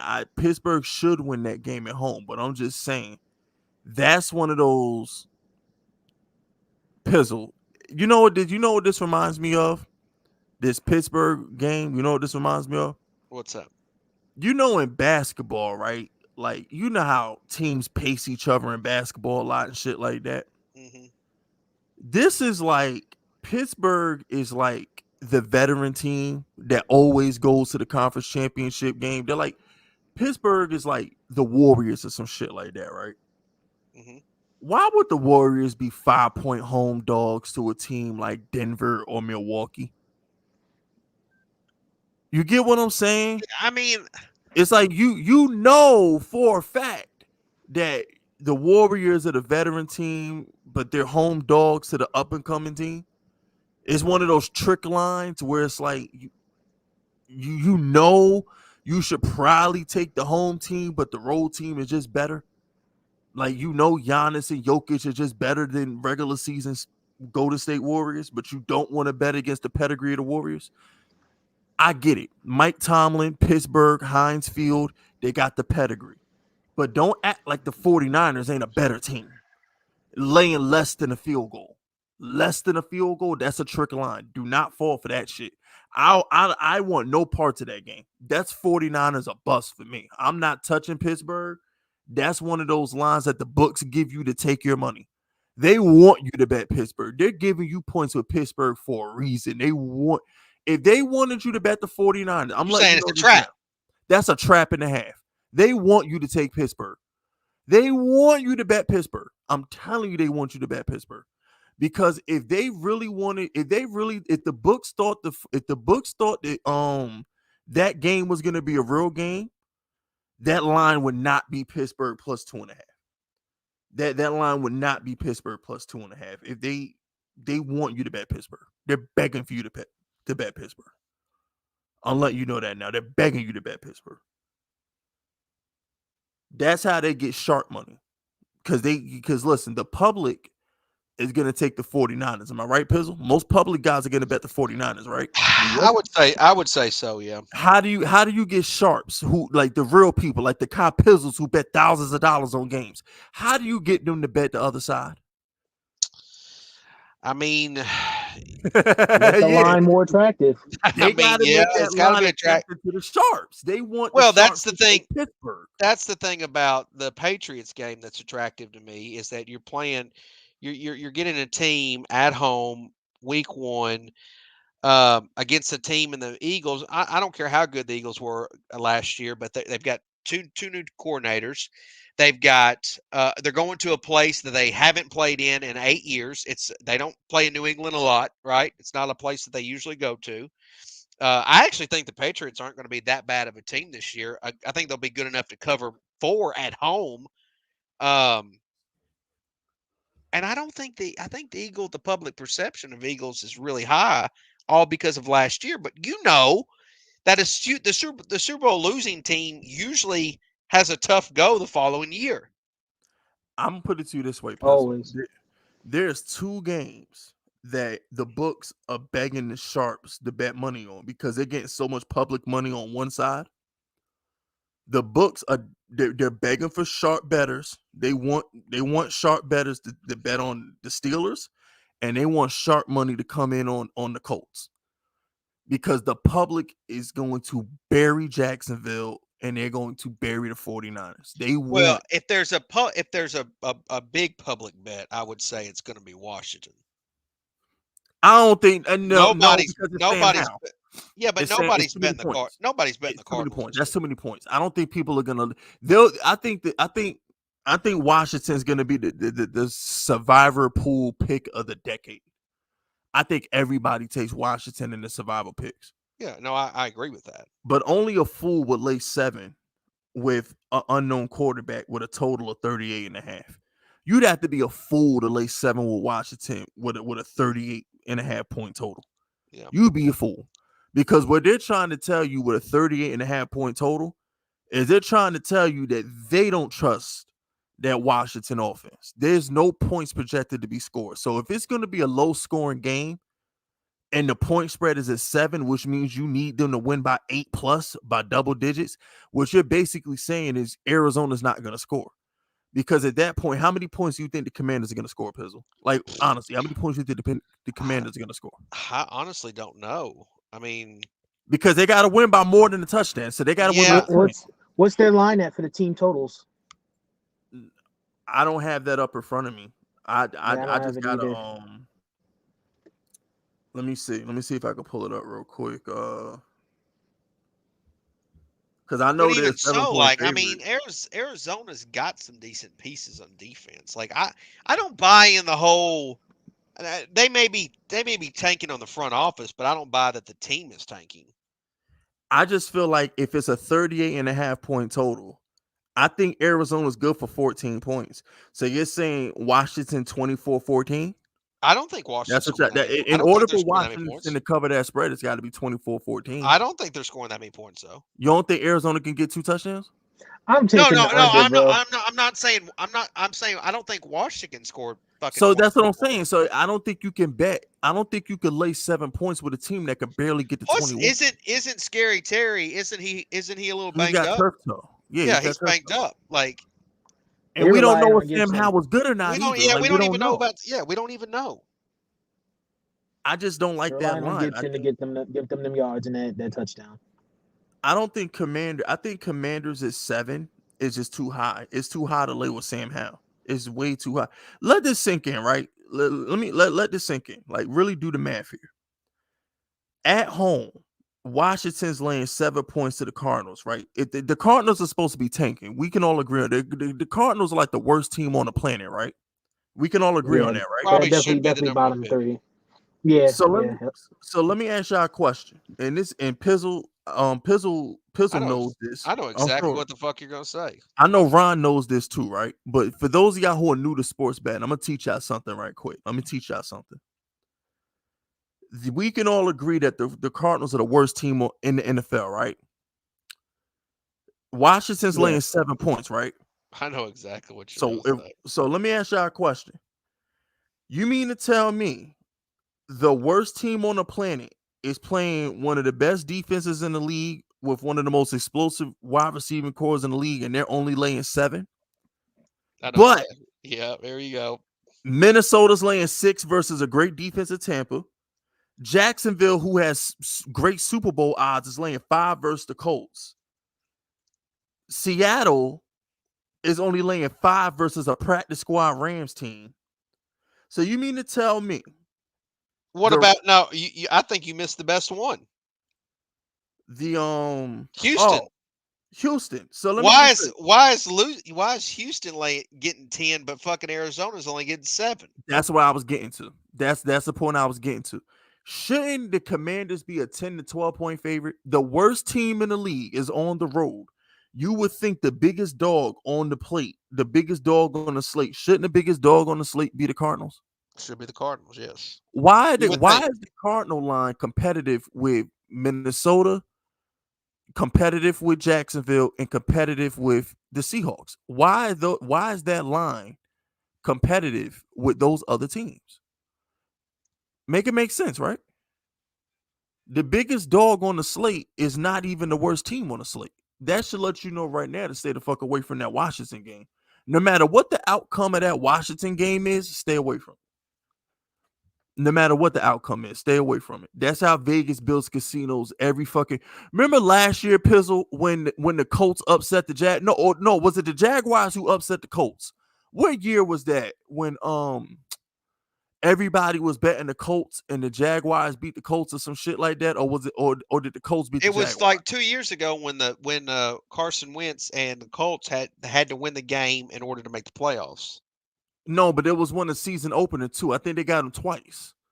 I think the Colts lost the Colts lost to the Jaguars in the season opener, and they were like 8-point favorite or some shit like that. And because everybody thought the Jaguars are gonna be trash. And they ended up winning that game. Or how about the fact that the sorry ass Bears last year beat the 49ers week 1 last year? Yeah, remember that. The Bears beat the 49ers week 1 last year. Week 1. Never forget that shit. There's always at least 2 upsets every week. Like a lot of people tend to assume that the favorites are always just going to win outright. Like somebody always gets upset. There's a lot of expectations. There's going to be a team that everyone thinks is good that's going to be bad this year. Yep. We're just going to lose straight up that week. It's always that upset of the week, 100%. Like all these shows, won't be Baltimore. Prediction shows. But I mean, everyone kind of thought that the Colts would be pretty good last year, and they were one of the worst teams in the fucking league. I think the Colts, believe it or not, I think it's going to be. I think it's a team like the Buccaneers or the Rams. It's going to be a team like that. Lamar Jackson, he's not going to shit the bed at home. Like Lamar, Kansas City, those aren't the guys who are going to shit the bed. It's the team like the Jaguars, the Vikings, the Seahawks. Those are the type of teams that'll fuck you over week 1. Because you're thinking, oh, the Seahawks are going to take this next step. And then Geno Smith turns back into Geno Smith. And you're like, oh, shit, we forgot Sean McVay's one of the best 5 coaches on the planet. How could we doubt him? And then you go to Tampa Bay and you're like, oh, shit, we forgot Kirk Cousins wins every game by a field goal. You know what I'm saying? Y'all are going to remember that Minnesota had the worst defense in the NFL and took a receiver in the first round. They didn't fix the defense. I know, like name me. People probably are hard pressed to name even one player on their defense of Minnesota. That's my point. So I'm like, last I checked, Chris Godwin, Mike Evans, they're still in Tampa Bay. So it was like I can see Tampa Bay. I don't see Tampa Bay getting blown out. And then the most popular team going into the season are the Jaguars. Is it that everybody's darling going into the season right now? There's no way the Jaguars can lose the South. The Jaguars are going to win the South by 5 games. They're guaranteed a first round. Wouldn't it be the most NFL shit ever for the Jaguars to lay a fucking egg on Sunday? Well, I'm gonna tell you what. I think them and the Lions are interesting because both of them teams are getting a lot of hype. I don't think both of those teams are going to be successful this year. One of them teams. I don't think either makes the playoffs. One of them is going to bust. I think they both bust. I'm telling you, I really think one of them teams is going to bust. I don't know which one, but one of them things is going to bust. I think they both bust, but I think the difference is here's the deal, right? The Jaguars can bust and still win the South. The Lions can't bust and win the North. That's the difference. Like the Jaguars can bust, win 8 or 9 games and still win the South. But people are projecting the Jaguars to be like 11, 12 team winner. Like they can bust. They've never received this kind of hype before in their whole franchise. And that's my point. Like the Jaguars, I think are going to be a bust, but they could still win the division. Detroit is going to bust, and Kirk Cousins is still good for 10 wins. You can say what you want about Kirk. That Vikings team is still going to win like 10 games. You know what I'm saying? And depends on how many games they have on primetime. That too. But like I'm telling you, fade him. When Kirk Cousins has a primetime game, fade his ass. So I'm also not ready to give up on the Packers just yet. But that's my point. I think the Packers are going to be good. I don't think the Packers are going to be trash. I know they got some receiver issues right now, but I'm not ready to give up on them. Y'all act like Detroit defense wasn't doo-doo too. But shout out to Don J. What do y'all think about Caleb Williams, who threatened to return to USC for another year if he don't like the team that has the number 1 pick? I think that's smart. There's never been a time for college athletes to make as much money as they are now. Yeah, he's a millionaire right now. I mean, he can do commercials. He can get all kinds of deals. You know, the way college football is set up now, like it's basically a fucking minor league system. It's basically what it is. They've taken college football and turned it into the minor leagues. So it's like, why, a millionaire. Yeah, why would he rush to go to the pros? There's no rush. Yeah, he's a millionaire. He's in no rush to go. No rush. Get that Heisman. Shout out to Ronald Rawlings. Smoking on the Sheagles, cow bottoms, and foreskins pack. Cardinals probably gonna smoke those no-name bums. Giants only team that's gonna be 1-0. I hope you're right. Like I said, I can't see the Eagles losing, but I do think Belichick's gonna give them a scare. I think the Eagles might lose this game. I wouldn't bet against. I put it to you this way, right? I'm telling you, I have no problem taking the points with the Patriots, but I just feel like that's one of those games where Belichick is gonna give them a scare for like 3 quarters, and eventually Jalen Hurts is just gonna out-talent the Patriots. I do think Belichick is going to he's gonna have a plan for Jalen Hurts. He is, but Mac Jones versus that pass rushing Philly, bro, for real. I don't know. I don't think they're going to be that good defensively. I'm telling you. I don't know. Bro. I'm just not. Eagles got to prove it to me right now. They got to prove it. I think the Patriots are going to run the fuck out of the ball, play good defense, keep it a low scoring game. But I just and I'll say this too about Jalen Hurts. Like I want him to show, like, all right, you did what you did last year. Show it to me again. If you can show it to me again, then I'll shut the hell up. No, I feel the same way. Like I said, I'm not against taking 4 points to the Patriots. Like I would tease them. If you're doing a 10-point teaser this weekend and you can get the Patriots plus 14, then do that shit. But like, I I only bet underdogs that I think are gonna win. So like, I didn't give out the Giants as a play, but I would definitely take that 3.5 with the Giants. Definitely take that. Yeah, 3.5 I don't think with the I Giants. don't think the Giants are a bad pick at all this weekend either. Like I wouldn't bet it, but if you put a gun to my head, I'd take the 3.5. I don't like betting the. I don't. Here, I only bet the Giants to lose. I don't like betting on the Giants to win. I only bet the Giants when I know they're gonna lose. When I know the Giants are gonna lose, that's when I bet against the Giants. I don't like betting on them to win as much. I only like betting on them like either in underdog situations where I feel like they're gonna be more competitive than the line says they're gonna be, or when I know they're gonna lose. Like I know we ain't beating the 49ers on Thursday Night Football. Like I'm putting a boatload of money against the Giants versus the 49ers. Well, we don't know for sure what the line's going to be on that game. Oh, we're going to be at least a 6-point dog going into San sounds about Francisco right. Yeah, sounds on about a right. short week, or going into San Francisco on a short week. If we're 2-0, I say we'll be a 4-point dog. I say we'll probably be a 4.5-point dog to the 49ers, if I had to guess. If the Giants Who are are Niners 2-0, first 2 games? Well, they play I don't even know. Steelers, and I think they play the Rams next week. So yeah, if Mm. they're 2-0 and the Giants are 2-0, short week, Thursday Night Football. Gun to my head, they're probably a 4.5-point favorite versus the Giants. So what I would do is I would fade the Giants on Thursday, and then who do we play that next week? Seahawks.